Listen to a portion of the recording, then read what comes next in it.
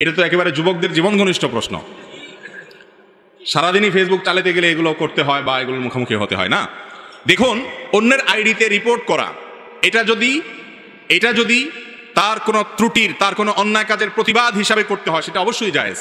ধরুন, কথার কথা কেউ এমন কিছু লিখেছে যেটা ইসলাম বিরোধী, মুসলিম বিরোধী, যেটা গুজব, যেটা মিথ্যা তথ্য ছড়িয়ে সমাজে অশান্তি সৃষ্টি করতে পারে, এরকম তথ্য দিয়েছে, সেই ব্যাপারে যদি আপনি রিপোর্ট করেন কর্তৃপক্ষকে যে এই লোক মিথ্যা তথ্য ছড়াচ্ছে, গুজব ছড়াচ্ছে বা ভুল তথ্য দিতে কারণ ফালিউগাইয়িরহু বিয়াদি, নবী সাল্লাল্লাহু আলাইহি ওয়াসাল্লাম বলেছেন কেউ কোনো অন্যায় কাজ দেখলে হাত দিয়ে সেটা বাধা দিবে। আপনি ফেসবুকে এরকম কোনো অন্যায় দেখলে আপনি সেটার বিরুদ্ধে রিপোর্ট করলেন। এই রিপোর্ট করা মানে হলো অন্যায়ের বিরুদ্ধে আপনি বাধা দেওয়া। ঠিক একইভাবে হ্যাক করা, অন্যের আইডি হ্যাক করা, এটা অবশ্যই একটু ভিন্ন, কারণ কারোর আইডি হ্যাক করা, অন্যায়ভাবে সেটা চুরি করে সেটাতে কোনো কিছু করা, এটা মৌলিকভাবে জায়েজ নয়। রিপোর্টের কথাটা ভিন্ন। এরপরে প্রশ্ন হলো, ছোট সময় অনেকের বাড়ি থেকে অনেকে বিভিন্ন ফল কুড়িয়ে আনতেন, এতে কি গুনাহ হয়েছে? হয়ে থাকলে মাপের পথ কি? এ বিষয়ে আমরা বিভিন্ন জায়গায় প্রশ্ন উত্তর দিয়েছি। এই আকামটা, এই চুরিটা মোটামুটি সবার জীবনে, বেশিরভাগ মানুষের জীবনে কম বেশ হয়। তো এই অপরাধটা থেকে বাঁচার উপায় হলো, যাদের বাড়ি থেকে, যাদের গাছ থেকে ফল পেড়ে খেয়েছেন, আপনার আশেপাশে চাচা জ্যাঠা বা পরিচিত যদি হয়, তো বড় হওয়ার পর যখন আল্লাহ বিবেক বুদ্ধি দিচ্ছেন তখন মাপ চাবেন, চাচা যান, ছোট থাকতে পিচ্ছি থাকতে চুরি করে আম পারছি, এটা পারছি, নারকেল পারছি, বেঁচে ফেলছি, খেয়ে ফেলছি, মাপ সাফ করে দেন। কেউ এটা আটকে রাখার কথা না। আপনি মাপ চাইলে কি করবে? মাফ করে দিবে ইনশাআল্লাহ, মাপ চেয়ে নেবেন। আর যদি তাদেরকে পাওয়া না যায় বা কতজনের কাছ থেকে খেয়েছি কোনো হিসাব নাই, বেহিসাবে চুরি করেছেন, এরকম যদি হয়, তাহলে একটা ফিগার আনুমানিক 500, 1000, 2000, 3000 এর বেশি হবে না, সবগুলো মিলে দাম, এটা আল্লাহর রাস্তায় দান করে দিবেন ওই ব্যক্তিদের পক্ষ থেকে যাদেরকে খুঁজে বের করা সম্ভব না, কিন্তু দিতে হবে, কারণ দায় মুক্ত আপনাকে হওয়া লাগবে। এরপরে প্রশ্ন হলো, বর্তমানে যুবকদের মাস্টারবেশন থেকে মুক্তির উপায় কি? এটা একটু আগে বলেছি। পর্নোগ্রাফি থেকে বাঁচার যে উপায়গুলো, সেগুলোই হুবহু অবলম্বন করলে হবে ইনশাআল্লাহ। এরপরে প্রশ্ন হলো, বিভিন্ন ধরনের লোভনীয় প্রাইজ দেখিয়ে 10-20 টাকার লটারি কেনা বেচা করা জায়েজ আছে কিনা? না। অনেক লটারি আছে, 10 টাকা 20 টাকার লটারি কিনবেন, এরপরে আপনার ভাগ্যে যদি লেগে যায় তাহলে আপনি এত লাখ টাকার মালিক হবেন, ওইটা পাবেন, সেটা পাবেন, মোটরসাইকেল পাবেন, ফ্ল্যাট পাবেন, এত লাখ টাকা পাবেন। এই সমস্ত লোভনীয় লটারি আমাদের দেশে অনেক সময় ছাড়া হয়। এই লটারিগুলো, এগুলো সবগুলো জুয়া, আর জুয়াকে আল্লাহ রাব্বুল আলামিন স্পষ্ট হারাম ঘোষণা করেছেন। এবং শয়তানের নোংরা কর্মকাণ্ডের মধ্যে থেকে একটা হলো এই জুয়ার কাজ। মুসলমানের জন্য এই জুয়ায় অংশগ্রহণ করা, লটারি কেনা জায়েজ নাই, হারাম। এরপরে প্রশ্ন হলো, ছোটবেলা থেকে শুনে আসছি এক ওয়াক্ত নামাজ ছেড়ে দিলে 2 কোটি বা তার চেয়ে বেশি সময় জাহান্নামের আগুনে থাকতে হবে, এটা কতটুকু সহি? ভাই, এই মর্মে একটা কথা আপনারা ছোটবেলা থেকে শুনে আসছেন, আমরাও সবাই শুনে আসছি, সেটা হলো এক ওয়াক্ত নামাজ কাজা করলে, এক ওয়াক্ত নামাজ না পড়লে, তাহলে সেই ক্ষেত্রে 2,88,00,000 বছর জাহান্নামের আগুনে পোড়াইতে হবে, এক ওয়াক্ত নামাজ কাজার কারণে, ছাড়ার কারণে। এই কথা শুনছেন না আপনারা? তো এই বিষয়টি আসলে যেই বর্ণনাতে পাওয়া যায়, সেই বর্ণনাতে 80 হুকবার কথা বলা হয়েছে, 80 হুকবাকে যোগ বিয়োগ করে 2,88,00,000 বছর বের করা হয়েছে। এটা ফাজাইলে আমালে শেখুল হাদিস জাকারিয়া রহমতুল্লাহ আলাইহি উল্লেখ করে এরপরে বলেছেন, এই মর্মে হাদিস বিভিন্ন বইতে লেখা আছে, কিন্তু আমি কোথাও পাই নাই। এবং বিশুদ্ধ কথা হলো এটাই যে 2,88,00,000 বছর জাহান্নামের আগুনে পড়বে এক ওয়াক্ত নামাজ কাজা করার কারণে। এই মর্মে কোনো বিশুদ্ধ তো দূরের কথা, কোনো আপনার দুর্বল হাদিসও নাই, বরং এটি সম্পূর্ণ জাল, ভিত্তিহীন। কোনো হাদিসের কিতাবে এরকম কোনো কথা বলা হয় নাই। তবে এর মানে এই না যে তাহলে তো নামাজ না পড়লেও চলবে, ব্যাপারটা সেরকম না। নামাজ না পড়লে জাহান্নামে অবশ্যই যেতে হবে, তবে সংখ্যাটা কি হবে, এর বেশিও হতে পারে, এর কমও হতে পারে। আযাবের সংখ্যাটা এরকম ফিক্স, যে সংখ্যা এখানে বলা আছে এরকমটি হাদিসে বর্ণিত হয় নাই, এর চেয়ে বেশিও হতে পারে, কমও হতে পারে। জাহান্নামে যাওয়ার মৌলিক একটা কারণ হলো নামাজ ত্যাগ করা। আল্লাহ রাব্বুল আলামিন কোরআনে কারিমে বলেছেন, জাহান্নামীদেরকে যখন জিজ্ঞাসা করা হবে, মা সালাকাকুম ফি সাকার, তোমাদেরকে জাহান্নামে কোন জিনিসে নিয়ে এসেছে, কোন অপকর্মে জাহান্নামে এনে ছেড়েছে, তখন তারা বলবে প্রথমেই ক্বালু লাম নাকু মিনাল মুসাল্লি, তারা বলবে আমরা মুসল্লি ছিলাম না, নামাজ পড়ি নাই, এই জন্য জাহান্নামে আসছি। এই জন্য নামাজ না পড়লে জাহান্নাম, এটা অবশ্যই কোরআন হাদিস থেকে, কোরআন থেকে বর্ণিত, কিন্তু তার মানে 2,88,00,000 বছরের বিষয়টি হাদিস দ্বারা প্রমাণিত নয়। এরপরে প্রশ্ন হলো, রাসূল আকরাম সাল্লাল্লাহু আলাইহি ওয়াসাল্লাম রুকু সিজদায় কয়টা দোয়া পড়তেন এবং সেগুলো কি? ভাই, রুকুতে সুবহান রাব্বিয়াল আযীম আর সিজদায় সুবহান রাব্বিয়াল আলা, এই দুইটা দোয়াই আমাদের মুখস্থ। মজার বিষয় হলো, আমাদের নবী করিম সাল্লাল্লাহু আলাইহি ওয়াসাল্লাম রুকুতে শুধু এই দুইটা দোয়াই পড়তেন না, আরো একাধিক দোয়া তিনি পড়তেন। কি পড়তেন আমরা অনেকে জানি না, একটু শুনে রাখি, চেষ্টা হলে মুখস্থ করি, মাঝে মধ্যে চেঞ্জ করি। অনেকে নামাজের মধ্যে মনোযোগ না থাকার অভিযোগ করেন। নামাজে মনোযোগ আনার একটা বুদ্ধি হলো, রুকু এবং সিজদার তাসবিহগুলা, বৈঠকের যে দোয়াগুলা, দোয়া মাসুরার জায়গাতে, এখানে নবী করিম সাল্লাল্লাহু আলাইহি ওয়াসাল্লাম থেকে যে বিভিন্ন দোয়া আছে, মাঝে মধ্যে ভিন্ন কোনো দোয়া আপনি পড়ার চেষ্টা করেন, দেখবেন আপনার মনোযোগ আসবে। ওই অটোমেটিক সুবহান রাব্বিল আযীম সুবহান রাব্বিল আলা পড়তে পড়তে এমন একটা অবস্থা হয়ে গেছে, ওইটা জেনে বুঝে আপনি পড়েন অথবা না বুঝেও পড়েন, গড়ে পড়া হয়ে যায়, গড় পড়তা। এই জন্য মাঝে মধ্যে অন্যটাও পড়বেন। আর কোনটা পড়বেন? রুকুতে সুবহান রাব্বিল আযীম, সিজদা সুবহান রাব্বিল আলার পাশাপাশি সুবহুন কুদ্দুসুন রব্বুল মালাইকাতি ওয়ার রূহ, সুবহুন কুদ্দুস রব্বুল মালাইকাতি ওয়ার রূহ, পবিত্রতা বর্ণনা করছি আল্লাহ রাব্বুল আলামিনের, যিনি ফেরেশতাদের রব পালনকর্তা এবং জিবরিলের পালনকর্তা। তো এইভাবে তাসবিহ পেশ করা এটাও রুকু সিজদাতে সাবিত আছে। তারপর সুবহানাকাল্লাহুম্মা রব্বানা ওয়া বিহামদিকা আল্লাহুম্মা ইগফিরলি, সুবহানাকাল্লাহুম্মা রব্বানা ওয়া বিহামদিকা আল্লাহুম্মা ইগফিরলি, এই দোয়াটাও রুকু সিজদাতে নবী করিম সাল্লাল্লাহু আলাইহি ওয়াসাল্লাম পড়েছেন। যার অর্থ হলো পবিত্র বর্ণনা করছি, তোমার হে আল্লাহ, তুমি আমার রব, তোমার প্রশংসা আমি জ্ঞাপন করছি, তুমি আমাকে ক্ষমা করো। দারুণ একটা দোয়া, রুকুতে সিজদাতে পড়া যেতে পারে 2 বার 3 বার 5 বার, যতটুকু তৌফিক হলে পড়বেন। সুবহানাকাল্লাহুম্মা রব্বানা ওয়া বিহামদিকা আল্লাহুম্মা ইগফিরলি, সুবহান রাব্বিল আযীম আল্লাহর সাথে এগুলা মিশ্রণ করেও পড়তে পারেন, শুধু আলাদা করে পড়তে পারেন। আরেকটা আছে সুবহানা দিল জাবারুতি ওয়াল মালাকুতি ওয়াল কিবরিয়াই ওয়াল আযমা, সুবহানা দিল জাবারুতি ওয়াল মালাকুতি ওয়াল কিবরিয়াই ওয়াল আযমা, এগুলা সবগুলাই রুকু এবং সিজদায় সুবহান রাব্বিল আযম সুবহান রাব্বিল আলার পাশাপাশি পড়াটা সুন্নাত। আমরা শুধু একটা শিখছি ছোটবেলায়, ওইটা নিয়েই কবরে যাই। নবী করিম সাল্লাল্লাহু আলাইহি ওয়াসাল্লাম আরো কয়েকটা যা পড়তেন সেগুলো আমাদের জীবনে শেখা শোনা পড়ার তৌফিক হয় না। চেষ্টা করবো তো ইনশাআল্লাহ, আল্লাহ আমাদেরকে আমলের তৌফিক দান করুন। এরপর প্রশ্ন হলো সালাতুজ জাওয়ালের নামাজ কোনটি এবং এর সময় ও নিয়ম কি? এই নামাজ সম্পর্কে বেশিরভাগ মুসলমানরা জীবনে হয়তো শুনেনও নাই আমাদের দেশে। সালাতুজ জাওয়াল এটা আবার কি? আমরা সালাতুদ দোহা চাষতের নামাজ জানি, এশাকের নামাজ জানি, আমরা তাহাজ্জুদের নামাজের কথা শুনছি, আওয়াবিনের নামাজের কথা শুনছি, অনেক নফল নামাজের কথা শুনছি। সালাতুজ জাওয়াল বা জাওয়ালের নামাজ এটা আবার কি? জাওয়ালের নামাজের কথা নবী করিম সাল্লাল্লাহু আলাইহি ওয়াসাল্লাম থেকে বিশুদ্ধভাবে বর্ণিত আছে। এবং জাওয়ালের নামাজটা হলো এমন সময়ের নামাজ যখন পৃথিবীর যেখানে যখন জাওয়াল হয় সেই টাইমে তখন দুনিয়ার আসমান খুলে দেওয়া হয়, রহমতের দুয়ার খুলে দেওয়া হয়। এই টাইমে 4 রাকাত নামাজ নবী করিম সাল্লাল্লাহু আলাইহি ওয়াসাল্লাম পড়তেন। টাইমটা কখন? টাইমটা হলো ঠিক দুপুরে যখন জোহরের ওয়াক্ত হয়। জোহরের ওয়াক্ত ধরেন কথার কথা 12টা এত মিনিটে, আপনি ক্যালেন্ডার দেখবেন এই যখন আপনার জোহরের ওয়াক্ত হবে, ওয়াক্ত হওয়ার সাথে সাথে জাওয়ালের নামাজের টাইম শুরু। এই টাইম থেকে নিয়ে 4 রাকাত নামাজ আপনি পড়বেন। অনেক উলামায়ে কেরাম বলেছেন জোহরের আগে যে 4 রাকাত সুন্নাত ওইটাই জাওয়ালের নামাজ, আবার অনেকে বলেছেন যে ওইটা ছাড়া আলাদা 4 রাকাত। এটা হলো জোহরের ওয়াক্ত শুরু হয়েছে এখান থেকে নিয়ে জোহরের আগের যে সুন্নাত তার আগে 4 রাকাত নামাজ। এটা জীবনে অন্তত 1-2 বার হলেও পড়ার চেষ্টা করবেন। আল্লাহ তাআলা আমাদেরকে আমলের তৌফিক দান করুন। বিশেষ কোনো নিয়ম নাই, সাধারণ নামাজের মতো 4 রাকাত নামাজ পড়বেন এবং জাওয়ালের নামাজে সওয়াব আদায় হবে। এরপরে প্রশ্ন হলো শাবান মাসের ফজিলত করণীয় আমল করণীয় হাদিসের আলোকে দয়া করে বলবেন। আর কয়েকদিন পরেই শাবান মাস শুরু হতে যাচ্ছে। শাবান মাস সম্পর্কে আমাদের অনেক মানুষই জানেন না যে শাবান মাসটা এমন একটা মাস যেই মাসে বান্দার আমল আল্লাহর কাছে সারা বছরের আমলের হিসাব দেওয়া হয়, জমা দেওয়া হয়। নবী করিম সাল্লাল্লাহু আলাইহি ওয়াসাল্লাম শাবান মাসে সবচেয়ে বেশি নফল রোজা রাখতেন। রমজানের পরে বছরের 2 মাসে বেশি নফল রোজা রাখতে হয়, একটা হলো মুহররম আরেকটা হলো শাবান। নবী করিম সাল্লাল্লাহু আলাইহি ওয়াসাল্লাম সম্পর্কে আমাদের আয়েশা রাদিয়াল্লাহু আনহা, উসামা ইবনে যায়েদ রাদিয়াল্লাহু আনহু আর বিভিন্ন হাদিস সাহাবীরা বর্ণনা করেছেন যে তিনি শাবানে যত রোজা রাখতেন রমজানের পরে অন্য কোনো মাসে এত রোজা রাখতেন না। আমাদের আয়েশা রাদিয়াল্লাহু আনহা এও বলেছেন কানা ইয়াসুমু শাবানা ইল্লা কালিলা, নবী করিম সাল্লাল্লাহু আলাইহি ওয়াসাল্লাম গোটা শাবান জুড়ে রোজা রাখতেন, কয়েকটা দিন বাদে। শেষের দিকে রোজা রাখতেন না, শাবানের শুরুর দিকে বেশি বেশি রোজা রাখতেন। শাবান মাস সম্পর্কে একজন সাহাবী জিজ্ঞাসা করেছেন, ইয়া রাসূলুল্লাহ আমি আপনাকে শাবানে বেশি রোজা রাখতে দেখি, এর কারণটা কি? তিনি 2টি কারণ বলেছেন। 1 নম্বর কারণ হলো তিনি বলেছেন এই মাসে বান্দার আমল আল্লাহর সামনে পেশ করা হয়, ফেরেশতারা হিসাব জমা দেয়, সারা বছরের রিপোর্ট জমা দেয়। তো আমি চাই আমার রিপোর্ট যখন জমা দেওয়া হবে ওই টাইমটাতে আমি একটু আমলে থাকি, রোজার মধ্যে থাকি, যাতে করে আমার আমল নামা জমা দেওয়ার সময় আমাকে আল্লাহ ইবাদত অবস্থা দেখেন। কোনো মালিকের ডিউটি করলে মালিক হঠাৎ করে এসে গেছে ইনভেস্টিগেশনে বা সাইট ভিজিটে, ওই টাইমে যদি কর্মচারী বা কাজের লোকটা কাজে ব্যস্ত থাকেন, মালিক ওই অবস্থা দেখে তার কাছে ভালো লাগবে। এই জন্য শাবান মাস নবী করিম সাল্লাল্লাহু আলাইহি ওয়াসাল্লাম নফল রোজা বেশি বেশি করে রাখতেন। বান্দার আমল নামা প্রাত্যহিকভাবে সকাল সন্ধ্যায় 2 বার জমা হয়, সাপ্তাহিকভাবে বৃহস্পতিবার জমা হয়, আর বাৎসরিকভাবে জমা হয় কখন? শাবান মাস।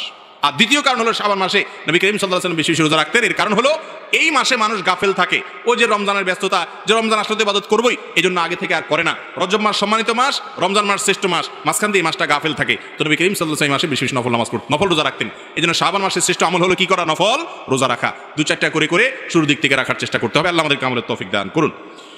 এরপরে প্রশ্ন হলো শবে বরাতের আমল সম্পর্কে কিছু বলুন কোরআনের সুন্নাহর আলোকে। ভাইরা আমার, শবে বরাত অর্থাৎ মধ্য শাবানের যে রাত, লাইলাতুন নিসফি মিন শাবান, এই রাত সম্পর্কে বিভিন্ন হাদিস থেকে বোঝা যায় আল্লাহ রাব্বুল আলামিন মুশরিক, শিরকে লিপ্ত এবং হিংসুক, কারোর প্রতি হিংসা রাখে এইরকম 2 ব্যক্তি ছাড়া বাকি যারা কারোর প্রতি হিংসা রাখে না, শিরকে লিপ্ত না, এই মানুষগুলোকে আল্লাহ তাআলা সাধারণ ক্ষমা ঘোষণা করেন। এবং এই রাতের ফজিলত সম্পর্কে অনেকগুলো হাদিস আছে। সেই হাদিসগুলোর বেশিরভাগের সনদের ব্যাপারে মুহাদ্দিসদের রেকমেন্ড হলো, মূল্যায়ন হলো যে সেগুলো দুর্বল, কিন্তু সবগুলো হাদিসকে একত্র করলে এই রাতের ফজিলত একেবারে অস্বীকার করার সুযোগ থাকে না। আবার আমরা এটাকে যেভাবে বছরের সবচেয়ে গুরুত্বপূর্ণ রাত বানিয়ে নিয়েছি সেটাও সঠিক না, কারণ বছরের ইবাদতের জন্য সবচেয়ে ফজিলতপূর্ণ রাত কোনটা? শবে কদর না শবে বরাত? শবে কদর। তো সেটার চাইতে আপনি এটাকে যদি গুরুত্বপূর্ণ বানিয়ে ফেলেন সেটা অবশ্যই পরিত্যাজ্য। এরপরে প্রশ্ন হলো ভুলে কারো গীবত করে ফেললে করণীয় কি? আপনি যদি কারোর গীবত করে ফেলেন, কারোর পেছনে সমালোচনা করে ফেলেন, এটা অন্যায়, বান্দার হক নষ্ট করলেন, তাহলে কি করবেন? এই গীবতের কাফফারা বা ক্ষতিপূরণ হিসাবে আপনি 4টি কাজ করবেন। নাম্বার 1, আল্লাহর কাছে মাপ চাইবেন। আল্লাহ, আমি গীবত করে ফেলেছি। গীবত করা কি হালাল না হারাম? একটু আগে আপনারা গীবত সম্পর্কে আলোচনা শুনছেন, ওয়াজ শুনেছেন। গীবত করা কিরকম হারাম? আপন ভাই মারা গেলে তার গোশত কামড়ে খাওয়া, রান্না করে খাওয়া, তার গোশত খাওয়াটা যেরকম অপরাধ, গীবতটা সেই রকম অপরাধ। কত ডেঞ্জারাস অপরাধ চিন্তা করেন। এইরকম অপরাধ আপনি করে ফেলেছেন, এটা যখনই আপনি আঁচ করবেন যে আমি এত গীবত করে ফেলেছি, সাথে সাথে আল্লাহর কাছে 1 নম্বর কাজ হলো মাপ চাইবেন। কি চাইবেন?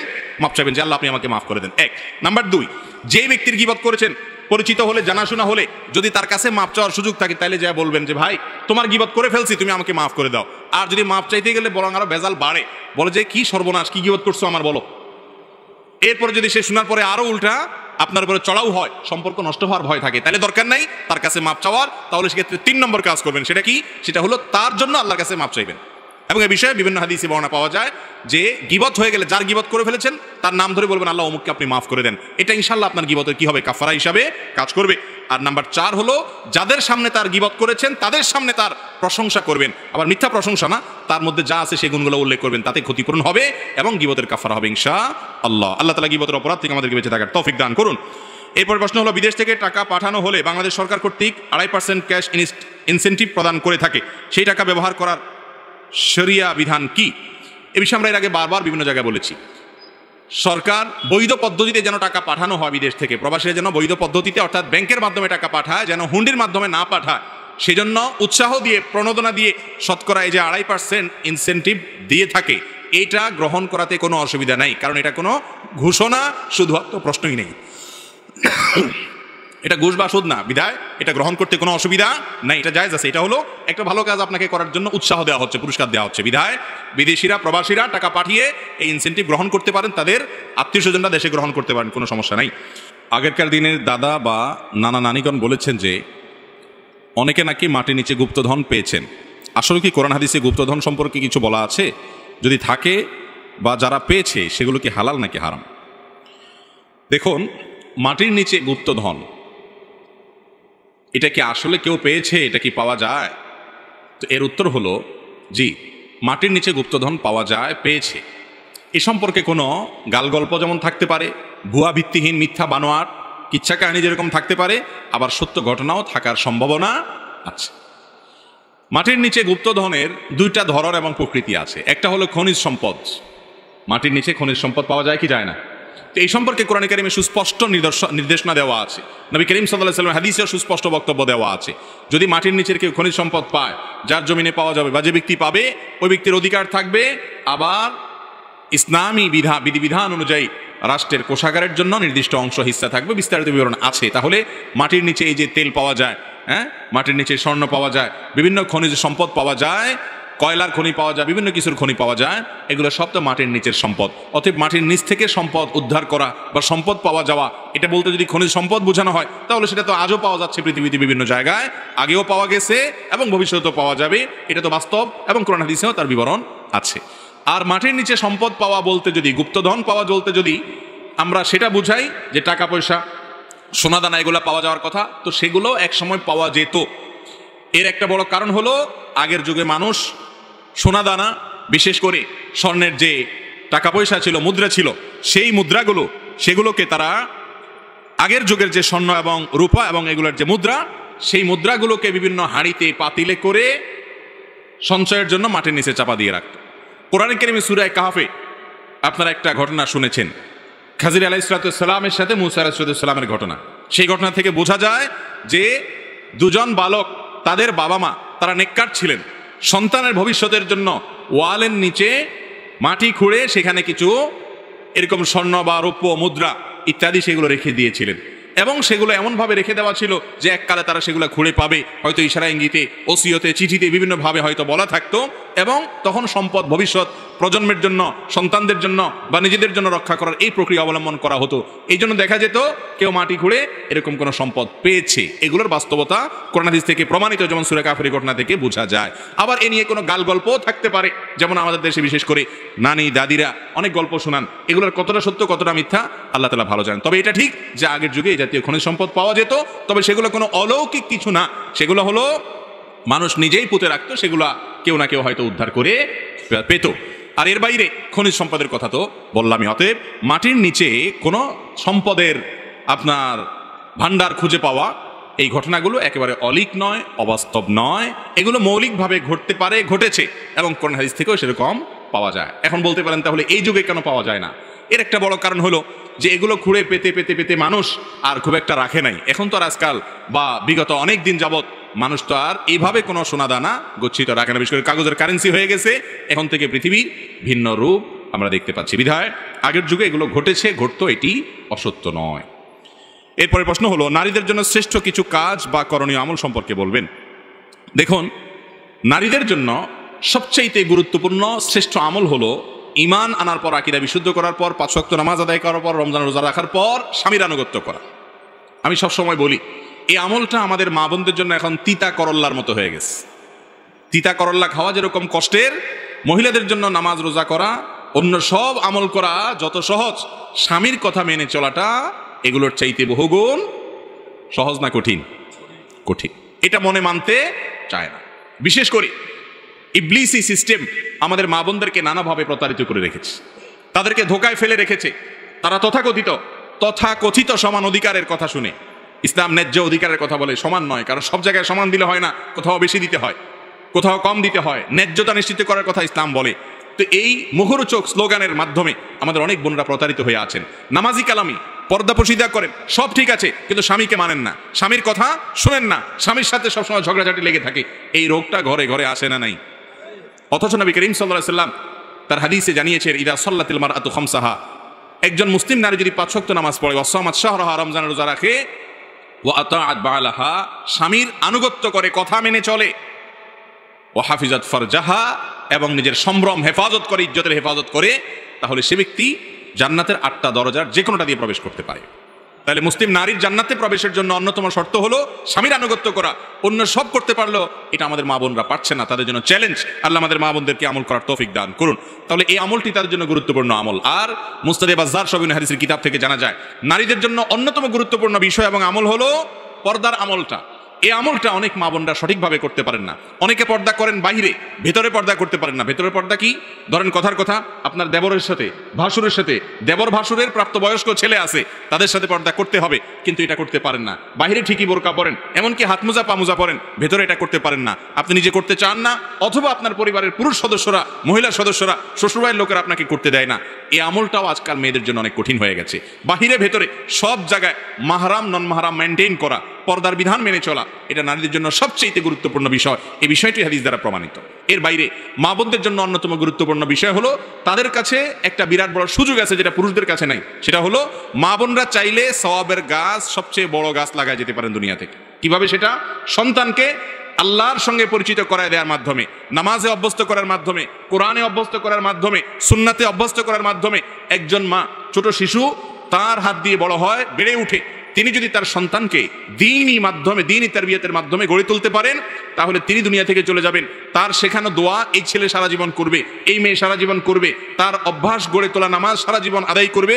যত ভালো কাজের অভ্যাস গড়ে দিয়ে যাবেন, তিনি দুনিয়া থেকে চলে যাবেন, এর সওয়াবের গাছ থেকে সওয়াব তার আমলনামায় যুক্ত হতে থাকবে ইনশাআল্লাহ। অতএব মা বোনরা সন্তানদেরকে দিনদার করার জন্য যদি ন্যূনতম চেষ্টা চালান, তাহলে তারা অনেক অনেক দূর আগে যাবেন পুরুষদের চাইতে। কিন্তু বেশিরভাগ মা বোনরা এক্ষেত্রেও ত্রুটি করেন, বিচ্যুতি করেন। আজকাল তাদেরও মোবাইল ফোনের আসক্তি কিংবা টেলিভিশনের বিভিন্ন চ্যানেলের বিভিন্ন প্রোগ্রামের আসক্তি সন্তানদেরকে সময় দেওয়ার সুযোগ থেকে বঞ্চিত করে দেয়। আর যদি দেওয়া হয়, তাহলে সেটা তথাকথিত জাগতিক পড়াশোনার জন্য, তাদেরকে আল্লাহর খাঁটি বান্দা হিসাবে, খাঁটি মুসলমান হিসাবে গড়ে তোলার জন্য মা বোনরা সময় কম দেন। এই কাজগুলো যদি করেন, সেটা হবে তাদের জন্য অনেক বড় অ্যাচিভমেন্ট। আল্লাহ তাআলা আমাদের মা বোনদেরকে কাজগুলো করার তৌফিক দান করুন। সেই সাথে তাদের জন্য গুরুত্বপূর্ণ হলো স্বামীর কৃতজ্ঞতা আদায় করা, নাশকরি না করা, এবং কথায় কথা অভিশাপ না দেওয়া। এই বিষয়গুলো অনেক গুরুত্বপূর্ণ একজন মুসলিম নারীর জন্য। আল্লাহ তাআলা আমাদের মা বোনদেরকে আমলের প্রতিযোগিতায় অগ্রসর থাকার তৌফিক দান করুন। এরপরে প্রশ্ন, তারাবির নামাজ না পড়লে কি গুনাহ হবে? অনেকেই বলেন তারাবি না পড়লে রোজা হয় না। তারাবি নামাজ এটা গুরুত্বপূর্ণ একটি সুন্নত আমল। রমাদান মাসে যদি কেউ তারাবি নামাজ পড়ে, নবী করিম সাল্লাল্লাহু আলাইহি ওয়াসাল্লাম বলেছেন, মান কামা রমাদানা ঈমানান ওয়া ইহতিসাবা গুফিরা লাহু মা তাকাদ্দামা মিন যামবি। যে ব্যক্তি রমজানের রাতের বেলা দাঁড়িয়ে তারাবির নামাজ আদায় করবে, তার পেছনের সমস্ত গুনাহ খাতা আল্লাহ তাআলা মাফ করে দিবেন। অতএব তারাবি নামাজ পড়তে চেষ্টা করা উচিত।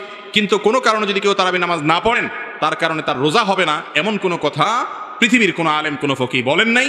অতএব যদি কেউ তারাবি পড়তে নাও পারেন, রোজা তাকে অবশ্যই রাখতে হবে। তারাবি মিস হলে গুনাহ হবে না, বড় গুনাহ, কবিরা গুনাহ হবে না। কিন্তু রমজানের রোজা মিস হলে কবিরা গুনাহ হবে। অতএব তারাবি নামাজ এটা আমাদের আদায় করা উচিত। এটা যদি ছুটে যায় কোনো কারণে হঠাৎ কোনো একদিন একা একা পড়ে নেব, আর যদি অসুস্থতার কারণে শরীর খারাপ লাগে পড়লামই না, একদিন বাদ দিলাম হঠাৎ করে, তাহলে ইনশাআল্লাহ বড় কোনো গুনাহ হবে না বা গুনাহ হবে না। কিন্তু অলসতা করে যদি আমি বাদ দিই তাহলে সেটা অবশ্যই ক্ষতির কারণ। এরপরে প্রশ্ন হলো, আমার একজন বন্ধু প্রতিদিন রাতে পর্নোগ্রাফি না দেখলে রাতে ঘুম আসে না, এ থেকে মুক্তির উপায় কি? দেখুন, তরুণ প্রজন্মের একটা বড় অংশ, শুধু তরুণরা না, যারা অতরুণ আছেন, বয়স পরিপক্ক, এরকম লোকদের মধ্যেও পর্নোগ্রাফির আসক্তি আজ চরমে পৌঁছেছে। ঘরে ঘরে জনে জনে এই রোগটা, এমনকি পুরুষদের পাশাপাশি নারীদের মধ্যেও। ভাইরা আমার, ভেতরে ভেতরে আমাদেরকে শেষ করে দিচ্ছে এই পর্নোগ্রাফির কারণে। এই সমস্ত বাজে নেশা এবং এডিকশনের কারণে ঘরে ঘরে স্বামী স্ত্রীর মধ্যে কোনো ভালোবাসা নাই, সম্প্রীতি নেই। যারা এগুলোতে আসক্ত হয়, সবচেয়ে নগদ শাস্তি হলো তাদের দাম্পত্য জীবনের সুখ শান্তি প্রায় অলমোস্ট হারাম হয়ে যায়। যে যুবক পর্নোগ্রাফি দেখতে দেখতে দেখতে দেখতে সে ক্লান্ত, এটা তার মধ্যে নেশায় পরিণত হয়ে গেছে, তার উপর আল্লাহর পক্ষ থেকে সবচেয়ে বড় শাস্তি হলো দাম্পত্য জীবনে স্ত্রীর সাথে তার কোনো ভালোবাসা হয় না। এটা অভিজ্ঞতা প্রমাণ করে, অসংখ্য অজস্র অভিজ্ঞতা এর জন্য রয়েছে। বিধায় পর্নোগ্রাফির ভয়াবহ ক্ষতিকর দিকগুলো আমাদেরকে আগে বুঝতে হবে, এবং এর মাধ্যমে নগদ লাভ করা, নগদ সাময়িক সময়ের সুখ বা তৃপ্তি লাভ করার সুযোগ থাকলেও পরোক্ষ নেই পর্ন এডিকশন যাদের মধ্যে আছে, তাদের বেশিরভাগ মানুষের উপর করা জরিপ এবং সাক্ষাৎকার, তাদের বক্তব্য, এই সবগুলোর খোলাসা রিপোর্ট প্রতিবেদনগুলো বলে যে এর পরক্ষণেই তাদের মধ্যে বিষণ্ণতা কাজ করে, মানসিক বিষাদ তাদেরকে ঝেঁকে বসে, যেটা তৃপ্তির জন্য ঢেকে, সেখানে সাময়িক তৃপ্তির পরিবর্তে তার পরবর্তীতে আযাব তা নয়, এর পরপরই তার মধ্যে মানসিকভাবে বিষণ্ণতা ছেয়ে আসে, অশান্তি, অস্থিরতা, ডিপ্রেশন এবং খারাপ লাগা কাজ করে। সে নিজেকে খারাপ মনে করতে করতে একটা পর্যায়ে আল্লাহর রহমত থেকে পর্যন্ত নিরাশ হয়ে যায়। এই জন্য পর্নোগ্রাফির এই ভয়াবহ কাজের ভয়াবহতা এত বেশি যে গোটা দুনিয়ার জীবনটাকে ধ্বংস করে দেয়, আখিরাত ধ্বংস আছেই। এই জন্য ভাইরা আমার, আগে বুঝতে হবে যে এটা কত ডেঞ্জারাস বিষয়। এটা থেকে বাঁচতে চান, কয়েকটা স্টেপ নেবেন, কয়েকটা পদক্ষেপ নেবেন। এক নম্বর পদক্ষেপ হলো যে এটার মাধ্যমে আপনার ভবিষ্যৎ ধ্বংস হয়ে যাবে, আপনার পারিবারিক জীবন, দাম্পত্য জীবন শেষ হয়ে যাবে, আপনার কোনো কিছু ভালো লাগবে না, বিষণ্ণতা, বিষাদের মধ্যে আপনি ভোগ করবেন। এটি নিশ্চিত জেনে রাখবেন, এই ভয়াবহতা মাথায় আপনি ভালো করে ঢুকিয়ে রাখেন, সহজ হবে আপনার বেঁচে থাকা। এর ভয়াবহতা সম্পর্কে জানার চেষ্টা করবেন। অনেক বই বাজারে বের হয়েছে, অস্ট্রেলিয়ান একজন লেখকের বই বাংলা অনুবাদ হয়েছে, আমি বইটার নাম ভুলে গেছি, কিন্তু এই আসক্তি থেকে বাঁচার জন্য অসম্ভব উপকারী।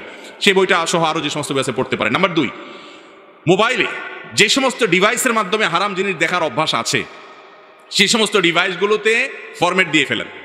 সবসময় ফরম্যাট দিতে পারবেন না। যখন ইমানে জোয়ার আসবে, কিছু কিছু সময় আছে যে আল্লাহর ভয় অন্তরে ঢেউ খেলতে থাকে, যখন আসবে ওই সুযোগের সাথে সাথে সব কিছু মোবাইল থেকে ক্লিয়ার করে ফেলবেন।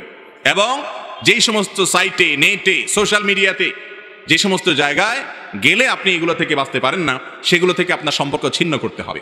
এবং বেশি না, মাদকাসক্ত মানুষকে যেরকম একটা সময় মাদক নিরাময় কেন্দ্রে নিয়ে রাখলে এবং বিশেষভাবে ট্রিটমেন্ট করলে সে মাদক আসক্তি থেকে বেরিয়ে আসতে পারে, এই পর্ণ আসক্তি, এডিকশন যাদের মধ্যে আছে তাদেরও বের হয়ে আসার জন্য সামান্য কিছুদিন একটু স্ট্রাগল করতে হবে। কথার কথা, নেট আছে এরকম মোবাইলের সাথে আপনি সংবিচ্ছিন্ন করলেন, আপনি বাটনওয়ালা কম দামের ছোট একটা মোবাইল নিলেন শুধুমাত্র কল ধরা এবং কল করার জন্য, নেট থেকে বিচ্ছিন্ন থাকবেন বেশি না 1-1.5 মাস 2 মাস, বা যার যতটুকু তৌফিকে কুলা। এর মাধ্যমে দেখবেন আস্তে আস্তে আস্তে আস্তে আপনার মাথা থেকে এটা ঝেড়ে চলে যাবে। এটা একেবারে নিশ্চিত। যদি আপনি 1-2 মাস অন্তত যে সমস্ত মোবাইলের কারণে, যে সমস্ত ডিভাইসের কারণে, যে সমস্ত নেটের পেজের সাথে আপনার কানেকশনের কারণে পর্ণ আসক্তি আপনার মধ্যে আছে, এগুলো দেখার সুযোগ তৈরি হয়, সেগুলো থেকে আপনি নিজেকে বিচ্ছিন্ন করে ফেলেন, দেখবেন 1-2 মাস পরে আপনার মধ্যে নেশা থাকছে না, ইনশাআল্লাহ নেশা পরিবর্তন হবে। তবে এর পাশাপাশি তৃতীয় যে কাজটি করতে হবে তা হলো সোহবতে সালেহ বা নেককারদের সান্নিধ্য। বিশেষ করে জেনা এবং জেনা জাতীয় যে অপকর্ম আছে, এই যে পর্ণ আসক্তি, এটা চোখের জেনা। নবী করিম সাল্লাল্লাহু আলাইহি ওয়াসাল্লাম বলেছেন, জেনাল আইনি আন নজর, চোখের জেনা হলো চোখ দিয়ে দেখা। আপনি যতক্ষণ দেখছেন ততক্ষণ আপনি জেনা করছেন। আর জেনা এমন একটা অপরাধ, লা ইয়াজনি জানি হিনা ইয়াজনি ওয়া হুয়া মুমিন। ইমানদার যদি জেনায় লিপ্ত হয়, তাহলে যতক্ষণ সে জেনায় থাকে ততক্ষণ তার থেকে ইমানকে ছিনিয়ে নেওয়া হয়, ততক্ষণ সে মুসলমান থাকে না, ইমানদার থাকে না। এরপরে সেখান থেকে সে ফিরে আসার পরে তার মধ্যে ইমান আবার আসে। এত ডেঞ্জারাস অপরাধ। এই জন্য অপরাধ করতে করতে মওত হলে বেঈমান হয়ে মৃত্যুবরণ করার আশঙ্কা আছে। এই জন্য সোহবতে সালেহ বা আল্লাহর নেককার বান্দা, আমলদার, খাঁটি ইমানদার, আপনি যুবক, অনেক যুবক আছেন, পরিমাণে কম হলেও আছে, যারা 5 ওয়াক্ত নামাজ শুধু পড়েন তা নয়, সকল হারাম থেকে বেঁচে থাকার চেষ্টা করেন। তাদের সাথে বন্ধুতা করবেন, তাদের সাথে যোগাযোগ রাখবেন, তাদের সাথে আপনি যত বেশি উঠা বসা করবেন, নেককারদের সোহবতে যত বেশি যাবেন, তত বেশি দেখবেন ভালো পরিবেশে গেলে আপনার মধ্যে এডিকশন কমতে থাকবে ইনশাআল্লাহ।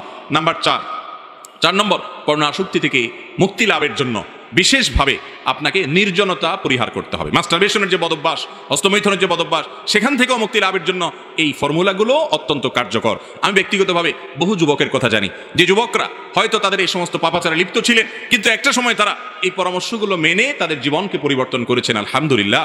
অতএব 4 নম্বরে আমলটা মাস্টারবেশনে যারা আসক্ত এবং যারা পর্নোগ্রাফিতে আসক্ত তাদের জন্য উপকারী, সেটা হলো যে নির্জনতা পরিহার করতে হবে। কারণ এগুলো নির্জনে মানুষ দেখার সুযোগ পায়। যথাসম্ভব একাকী থাকবেন না, মানুষের মধ্যে থাকবেন। যেখানে থাকবেন সেখানে অন্য মানুষ আপনার কক্ষে ঢুকাবেন। যত বেশি নির্জনতা অ্যাভয়েড করতে পারবেন তত বেশি ইজি হবে। আর সবচেয়ে কার্যকর হলো ওইটি যে 2-3 মাস আপনি এইগুলোর যত মাধ্যম আছে এগুলো থেকে দূরে থাকেন। দেখেন আল্লাহ রাব্বুল আলামিন বলেছেন ওয়ালা তাকরাবুজ জিনা, তোমরা জেনার কাছেও যেও না। কেন বলেছেন? কারণ আল্লাহ জানেন জেনা এমন একটা পাপ যে কাছে গেলে পতিত হয়। আপনি যদি সোশ্যাল মিডিয়ার মাধ্যমে এই এডিকশনটা আপনার মধ্যে এসে থাকে তাহলে সোশ্যাল মিডিয়া থেকে দূরে যেতে হবে, জেনা থেকে দূরে যেতে হবে, তাহলে আপনি রক্ষা পাবেন। আপনি ওখানে থেকে নিজেকে বাঁচিয়ে রাখাটা কঠিন।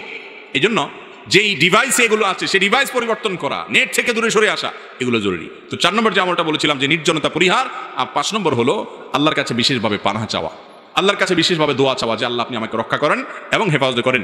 কোন মুসলমানের যদি হিম্মত থাকে যে আমি এই বদভ্যাস ছাড়বো, আল্লাহর জমিনে এমন কোন বদভ্যাস নাই, এমন কোন খারাপ কাজ নাই যেটা মানুষ ছাড়তে পারে না। সাহাবায়ে কেরাম রিদওয়ানুল্লাহি তাআলা আজমাইন মদ হারাম হওয়ার আগ পর্যন্ত তাদের অনেকেই, আগে যেহেতু মানুষ মদ পান করতো, সমাজের সবাই মদ পান করতো এবং আল্লাহর পক্ষ থেকে হারামের ঘোষণা আসেও নাই, হালাল ছিল অর্থাৎ হারাম ছিল না, তখন তারা অনেকেই মদ পানে অভ্যস্ত ছিলেন। কিন্তু যখন হারাম ঘোষণা আসলো সঙ্গে সঙ্গে মদের সমস্ত ভার তারা ছুঁড়ে ফেলে দিল। দীর্ঘদিনের বদভ্যাস তারা ত্যাগ করতে তাদের সময় লাগেনি সেরকম বেশি। মোহতারাম হাজরিন, ইমানদার যার জান্নাতের প্রত্যাশা আছে তার দরকার হলো শুধুমাত্র সিরিয়াসনেস। তিনি যদি চেষ্টা করেন, হিম্মত করেন, সৎসাহস করেন, এটাই তো বীরত্ব, এটাই তো বাহাদুরি। বীরত্ব তো গায়ের জোরে না, বীরত্ব তো মানুষের শরীরের দাপটের মাধ্যমে না। বীরত্ব হলো বদভ্যাস এবং খারাপ কাজ থেকে নিজেকে বাঁচিয়ে রাখা, নিজেকে কন্ট্রোল করতে পারা যে আমি এই জায়গায় যাব না। আল্লাহ তাআলা আমাদের সবাইকে যাবতীয় বদভ্যাস থেকে এবং পাপাচার থেকে, বিশেষ করে পর্নোগ্রাফির আসক্তিতে আমাদের যে সমস্ত ভাই বোনরা আক্রান্ত, আল্লাহ তাআলা তাদের সবাইকে এখান থেকে বেরিয়ে আসার তৌফিক দান করুন। এরপরে প্রশ্ন হলো তাওবাতান নাসুহাতে নাসুহা নামে কোনো ব্যক্তি ছিলেন। তাওবাতান নাসুহা আল্লাহ করতে বলেছেন। আল্লাহ আমাদেরকে বলেছেন তুবু ইলাল্লাহি তাওবাতান নাসুহা, তোমরা আল্লাহর কাছে তওবা করো ইমানদাররা। কিরকম তওবা? যে তওবাটা নাসুহার তওবা। তো নাসুহা কি কোনো ব্যক্তি তার মতো তওবা? উত্তর হলো না। নাসুহা সম্পর্কে মুফাসসিরিন কিরামের বিশুদ্ধতম এবং প্রসিদ্ধ মত হলো যে নাসুহা মানে হলো খাঁটি তওবা। এমন তওবা বলা হয় যেই তওবা করার পর আর ভঙ্গ হয় না, অর্থাৎ ধরে রাখতে পারে। ধরুন আপনি একটা পাপের কাজ করেছেন, আর করবেন না মর্মে আপনি প্রতিজ্ঞা করেছেন, এই যে প্রতিজ্ঞা করেছেন এটাকে আপনি যদি শেষ পর্যন্ত ধরে রাখতে পারেন এটাকে বলা হয় তাওবায়ে নাসুহা। যদি তওবাটা আবার ছুটে যায় আবারও তওবা করবেন, নাসুহাটা থাকলো না কিন্তু তওবা হলো। আর তওবার মধ্যে সবচেয়ে আফার ক্লাসের তওবা হলো এই তওবাটা, তওবায়ে নাসুহা। যে পাপ জীবনে একবার করার পর বা যখনই তওবা করেছেন এরপর থেকে আর তওবা ভাঙে নাই, মরণ পর্যন্ত তওবাটাকে ধরে রাখতে পেরেছেন, ওই পাপে আর জান নাই, জড়ান নাই, তাহলে বোঝা যাবে এই তওবাটা ছিল তওবায়ে নাসুহা বা খাঁটি তওবা। এই খাঁটি তওবা করার নির্দেশ আল্লাহ তাআলা দিয়েছেন। আল্লাহ আমাদেরকে সবাইকে খাঁটি তওবা এবং তওবায়ে নাসুহা করার তৌফিক দান করুন। এরপর প্রশ্ন হলো অতিরিক্ত স্বপ্নদোষ হওয়ার কারণ কি এবং এর থেকে মুক্তির উপায় কি? দেখুন, অতিরিক্ত স্বপ্নদোষ হওয়ার কারণ এ সম্পর্কে ডাক্তাররা ভালো বলতে পারবেন। এটা কোরআন এবং হাদিসের আলোকে এই সম্পর্কে কিছু বলা, অন্তত সরাসরি কোরআন হাদিসে কোনো কিছু আসছে বলে আমার জানা নেই। তবে হ্যাঁ, এটা ঠিক, এটা অনেক সময় শারীরিক দুর্বলতার কারণে হয়, নানা কারণে হয়। হোমিওপ্যাথিক এবং অ্যালোপ্যাথিক বিভিন্ন চিকিৎসা আছে, অতএব সে চিকিৎসকের শরণাপন্ন হতে হবে। স্বপ্নদোষ হওয়া এটা কোনো অপরাধ না। অনেক যুবক আছে এটা নিয়ে হেজিটেশনে ভুগে, এটা নিয়ে খুব বেশি পেরেশান হয়ে যায় যে আরে আমার স্বপ্নদোষ কেন হচ্ছে, আমি খারাপ মানুষ নাকি। না, স্বপ্নের মধ্যে সে যত কিছুই দেখুক না কেন, সেটা যাই হোক না কেন, তার কারণে তার আমলনামায় কোনো গুনাহ লেখা হয় না, যেহেতু এটা মানুষের সাধ্যের বাইরে, তার হাতে না। এই জন্য তার কোনো অপরাধ হয় না, পাপ হয় না। আর এমন কোনো কথা নেই যে লোকটা নেককার ভালো মানুষ তার স্বপ্নদোষ হয় না, আর যে বদকার খারাপ মানুষ তার স্বপ্নদোষ হয়, এমন কোনো কথা নাই। তবে হ্যাঁ, বাহিরে খারাপ জিনিসের জল্পনা কল্পনা মানুষকে স্বপ্নেও খারাপ জিনিস দেখাতে পারে, সেটি আরেক বিষয়। কিন্তু তাই বলে স্বপ্নদোষ হলে মানুষটা খারাপ, না হলে ভালো, এমন কোনো সহজ সমীকরণ ইসলামে নাই। অতিরিক্ত স্বপ্নদোষ হলে সেটা শারীরিক দুর্বলতার কারণে বা অন্য কোনো কারণে বা নিজের কোনো বদভ্যাসের কারণে এই বিষয়ে সংশ্লিষ্ট বিষয়ে এক্সপার্ট এবং ডাক্তারদের শরণাপন্ন হওয়া উচিত। এরপরে প্রশ্ন হলো, বর্তমানে প্রায় ফ্যামিলি কিংবা প্রতিবেশীদের কারণে ইচ্ছা থাকা সত্ত্বেও যুবকরা দায়ী রাখতে পারেন না, ওনাদের কিছু নসিহত দিন প্লিজ। দেখুন, এটা ঠিক যে আমাদের সমাজে তরুণরা অনেক সময় দিনের পথে চলতে চায়, বাধা হয় তাদের বাপ মা, ঠিক না ঠিক? এর চাইতে বড় কপাল পোড়া বাপ মার কে হতে পারে যেই বাপ মার ঘরে আল্লাহ রাব্বুল আলামিন এমন সন্তান দিয়েছেন যে সন্তান জান্নাতের দিকে যেতে চায়, যেখানে যুবকরা বুকে যাচ্ছে, নষ্ট হয়ে যাচ্ছে, সেখানে কিছু যুবক যদি জান্নাতে যেতে চায়, বাবা মা তো সেটাকে ওয়েলকাম করা উচিত। যেই বাবা মা যুবকদের এই সমস্ত বিষয়গুলোকে অ্যাপ্রিসিয়েট করে না, ওয়েলকাম করে না, স্বাগতম জানায় না, তাদেরকে বরং ভৎসনা করে, নানান ভয় দেখায়, সেই বাবা মার কথা যুবকদের জন্য শোনা জায়েজ নাই। আর এই বাবা মা যদি অন্যায় নির্দেশ করেন, কিয়ামতের ময়দানে অবশ্যই আল্লাহর আসামি হিসাবে, আল্লাহর কাঠগড় আসামি হিসাবে তারা দাঁড়াবেন। অতএব বাবা মাদেরকে আল্লাহর ভয় অন্তরে লালন করতে হবে, প্রতিবেশীদেরকে আল্লাহর ভয় অন্তরে লালন করতে হবে। এটা ঠিক, আমাদের দেশের বেশিরভাগ মানুষ ভালো হতে চাইলেও সমাজের মানুষ এবং প্রতিবেশীরা তাকে ভালো হতে, তাই বলে আমরা কি হাল ছেড়ে দিব? আমাদের শেষটুকু পর্যন্ত শেষ সাধ্য অনুযায়ী চেষ্টা করতে হবে। আল্লাহ আমাদেরকে আমলের তৌফিক দান করুন। এরপর প্রশ্ন হলো, অনেকে বাড়ির গেটে কিংবা খাতার উপরে 786 লিখে রাখেন, এটা কি বিসমিল্লাহর বিকল্প? দেখুন, বিভিন্ন কাগজের উপরে, পরীক্ষার খাতার উপরে বা বাড়ির গেইটে 786 লিখে রাখা হয় এবং বলা হয় বিসমিল্লাহির রহমানির রহিমের সংক্ষিপ্ত রূপ। এটা জানেন তো আপনারা? এটা মূলত আরবিতে প্রতিটি অক্ষরের একটা মান নির্ণয় করা হয় আবজাদি পদ্ধতি, এটাকে বলা হয় আবজাদি পদ্ধতি। আরবি অক্ষরগুলোর এক একটা মান দিয়ে আবজাদ হাওয়াজ হত্তি একটা হিসাব নিকাশ আছে, যে আলিফের মান কথা কথা এত, বায়ের মান এত, তায়ের মান এত। তো এই বিসমিল্লাহির রহমানির রহিমে যতগুলো অক্ষর আছে, বিসমিল্লাহর অক্ষরগুলোকে গণনা করে এই সব অক্ষরের যে মান আছে, ওই মানটাকে যোগ করার পর নাকি 786 হয়েছে। যাই হোক, 786 হয়েছে ধরেন, তারপরেও বিসমিল্লাহির রহমানির রহিম যেখানে লিখতে হয় সেখানে বিসমিল্লাহির রহমানির রহিম না লিখে 786 লিখলে বিসমিল্লাহ লেখার যে সুন্নাত বা সওয়াব সেটা কখনো আদায় হবে। বরং একটা ভয়াবহ বিষয় জেনে রাখেন, আমরা অনেকে জানি না, সেটা হলো যে আবজাদি সংখ্যা, যেটা আরবি বর্ণমালার বিভিন্ন সংখ্যা যে বের করা হয়েছে, এই পদ্ধতিটা একজন ইয়াহুদি দার্শনিক, যিনি গ্রিসে ছিলেন, পিথাগোরাস বলা হতো, এই লোকটা আবিষ্কার করেছে। একজন ইহুদি দার্শনিকের আবিষ্কার, যে লোকটা চরম ইসলাম বিদ্বেষী ছিল, সেই সিস্টেমকে আবিষ্কার করেছে এবং সেটা ইহুদিরাই ধারণ লালন করেছে। পরবর্তীতে মুশরিকরা সেটার আরো বেশি বিস্তার এবং উন্নয়নে ভূমিকা রেখেছে। আরবি বর্ণমালার যে বিভিন্ন আপনার মান নির্ণয় করা সংখ্যার মাধ্যমে, এটা কোনো মুসলমানদের কাজ না, ইহুদি এবং মুশরিকদের কাজ। দুঃখজনক যে আমাদের অনেকে দেখা যায় বিভিন্ন তাবিজ কবজ লেখেন, সেখানে সংখ্যা দিয়া রাখেন, শুধুমাত্র সংখ্যা ছাড়া আর কিছু নেই। একটা সূরার সংখ্যা, কথার কথা সূরা বাকারা বিশাল বড় সূরা, সূরাগুলোর প্রত্যেকটা, এই সূরার সমস্ত অক্ষরগুলো, বর্ণগুলোর সংখ্যাকে ক্যালকুলেশন করে একটা ফিগার বাইর করলো, কথার কথা এত লক্ষ, এত হাজার, এত। তাহলে এই সংখ্যাটা উল্লেখ করলেই সূরা বাকারা পড়া সব হয়ে যাবে? সংখ্যা উল্লেখ করতে তো কোয়ার্টার সেকেন্ড সময় হয়তো লাগবে না, কিন্তু এই সূরা তেলাওয়াত করতে তো 1-1.5 ঘন্টা 2 ঘন্টা সময় লাগতে পারে। বিধায় এই পদ্ধতিটাই হলো অমুসলিমদের, সেটা আমরা ইসলামের নামে গ্রহণ করছি। অতএব বিসমিল্লাহির রহমানির রহিমের জায়গায় 786 লেখা এটা জায়েজ নাই, এটা সুন্নাত তো হবেই না, সওয়াব তো হবেই না। বরং ইহুদিদের ব্যাপারে নবী করিম সাল্লাল্লাহু আলাইহি ওয়াসাল্লাম বলেছেন, খালিফুল ইয়াহুদা ওয়াল মুশরিকিন, তাদের বিরুদ্ধে আচরণ করতে। অতএব তারা যে আবজাদি পদ্ধতির আবিষ্কার করেছে, সেটা কোনো মুসলমান ধারণ করতে পারে না। দুঃখজনক যে আমাদের অনেক দিনদার মানুষও এগুলো ধারণ করেন, বিশেষ করে তাবিজ কবজের এই সমস্ত সংখ্যাগুলো অনেক ব্যবহার হয়। এগুলো ব্যবহার করার কোনো যৌক্তিক, অন্তত কর্নার্সের দৃষ্টিকোণ থেকে কোনো যৌক্তিক গ্রাউন্ড থাকতে পারে না। বিধায় 786 না, লিখতে হবে কি বিসমিল্লাহির রহমানির রহিম। যেখানে বিসমিল্লাহ লিখতে পারবেন না, মুখে বলবেন, কিন্তু তাই বলে বিসমিল্লাহর বিকল্প হিসাবে 786 লিখবেন না। এরপর প্রশ্ন হলো, আমরা সুন্নত ভাগ কাটবো, পুরুষের চুল এর ক্ষেত্রে রাখার পদ্ধতি, সুন্নত পদ্ধতি 3টা। একটা হলো কান পর্যন্ত অথবা কাঁধ পর্যন্ত বা মাঝামাঝি চুল রাখা, জুম্মা, লিম্মা, অফরা, 3 ভাবে। এই কান থেকে নিয়ে কাঁধ পর্যন্ত এই 3 ভাবে মোট চুল রাখাটা হলো সুন্নত। আর একভাবে চুল রাখা যায়, সেটা হলো গোটা মাথার চুলকে সমান করে কাটলেন, সেটা যত ছোট করেন বা যত বড় রাখেন, কিন্তু এই সুন্নার ছোট, এর চাইতে ছোট ভার্সনে আপনি পুরো মাথার চুলকে সমান করলেন, এটা হলো জায়েজ। আর এক প্রকারের চুল রাখা গুনাহের কথা, সেটা হলো কাজা। সেটা হলো আজকাল কিছু টিকটকার পাবেন, কিছু এই টাইপের, ওই যে আরো কি কি আছে না অ্যাপ এরকম টিকটক টাইপের, এগুলার দেখবেন যে চুল রাখে ইবলিসের মতো। মাথার মাঝখান দিয়া আপনার ওই ধান ক্ষেতের ধান কাটলে যেরকম নাড়াটা থাকে না, ওই রকম কিছু চুল মাঝখান দিয়া থাকে আইলের মতো, আর 2 পাশ দিয়া চেঁচে ফেলায়। দেখছেন না? দেখেন নাই? দেখতেই কেমন একটা ইবলিস ইবলিস এবং একটা উদ্ভট উদ্ভট ভাব লাগে, ঠিক না ভাই? ঠিক। তো এই টাইপের চুলকে হাদিসে কাজা বলা হয়েছে, নবী করিম সাল্লাল্লাহু আলাইহি ওয়াসাল্লাম এভাবে চুল কাটতে নিষেধ করেছেন। অতএব এটা জায়েজ নাই। আপনি হয় সম্পূর্ণ ছোট করবেন আর না হলে লম্বা রাখবেন, এটা হলো সুন্নাত। আর মেয়েদের জন্য চুল যত লম্বা রাখা যায় ভালো, তবে তারা খাটো করতে চাইলে খাটো করতে পারেন। উম্মাহাতুল মুমিনিন নবী করিম সাল্লাল্লাহু আলাইহি ওয়াসাল্লামের স্ত্রীগণ তারা খাটো করেছেন, কিন্তু খাটো করতে আবার এমন খাটো করবেন না যে পুরুষ এবং নারী দেখতে একরকম হয়ে যায় এবং সাদৃশ্য হয়ে যায়, সেটা যেন না হয়। এরপরে প্রশ্ন হলো, আকিকাতে গরু জবাই করে সমাজের বিত্তশালীদেরকে দাওয়াত খাওয়ালে আকিকা পূর্ণাঙ্গ হবে কিনা? আকিকার গোশতটা কোরবানির গোশতের মতো, আপনি এটা যদি ধনীদেরকে খাওয়ান তাতেও আকিকা হয়ে যাবে, গরিবদেরকে খাওয়ান তাতেও আকিকা হয়ে যাবে, নিজে খান তাতেও আকিকা হয়ে যাবে। কিন্তু উত্তম এবং ভালো হলো কিছুটা নিজেরা খান, কিছুটা আত্মীয় স্বজন প্রতিবেশীদেরকে দেন, আর কিছুটা দান টান করেন। কিন্তু আপনি আপনার সুবিধা অনুযায়ী বেশিরভাগ নিজে খেলেন, কিছু গরিব দুঃখীকে দিলেন বা কিছু আত্মীয় স্বজনকে দিলেন, তাতেও আদায় হয়ে যাবে। এমন কোনো বাধ্যবাধকতা নেই যে এতটুকু দিতেই হবে বা গরিবদেরকে দিতে হবে। অনেকে আকিকার গোশতের ব্যাপারে ভুল ধারণা করেন, মনে করেন যে মা বাপ তারা আকিকার গোশত খাবে না। আমি বলি ভাই, কষ্ট করে মা বাপ জন্ম দিছে বাচ্চা, আকিকার গোশত তো সবচেয়ে বেশি তারা খাবে। সবচেয়ে বেশি খাবে কে? বাচ্চার মা বাপ। সবচেয়ে বেশি খাওয়ার কথা না, মানে খেতে পারবে তারা। অতএব আকিকার গোশত ধনীদেরকে দিলে হবে না এমন না। তবে হ্যাঁ, যেটা প্রশ্ন করা দরকার ছিল সেটা করেন নাই, সেটা হলো আকিকার গোশত এটা দিয়া অনুষ্ঠান করার নাম করে মানুষকে কার্ড দিয়া দাওয়াত দিয়া এনে এরপরে টেবিল চেয়ার নিয়ে বসে চাঁদা নেওয়া, এটা গর্হিত কাজ, গুনাহের কাজ। কথা কি বুঝাতে পারছি? আকিকার দাওয়াত দেওয়ার নাম করে কার্ড টার্ড করে সামিয়ানা টাঙ্গায়া প্যান্ডেল করে খানার অ্যারেঞ্জ করলেন, আবার টেবিল চেয়ার নিয়ে খাতা কলম নিয়ে ভিক্ষুকের মতো বসে গেলেন চাঁদা আদায় করার জন্য। এই রোগটা আছে না নাই? এটা জায়েজ নাই। এটা হলো মানুষকে লজ্জায় ফেলে তার কাছ থেকে চাঁদা নেওয়া। এই কাজ করার চাইতে হোটেলে ব্যবসা করা অনেক ভালো।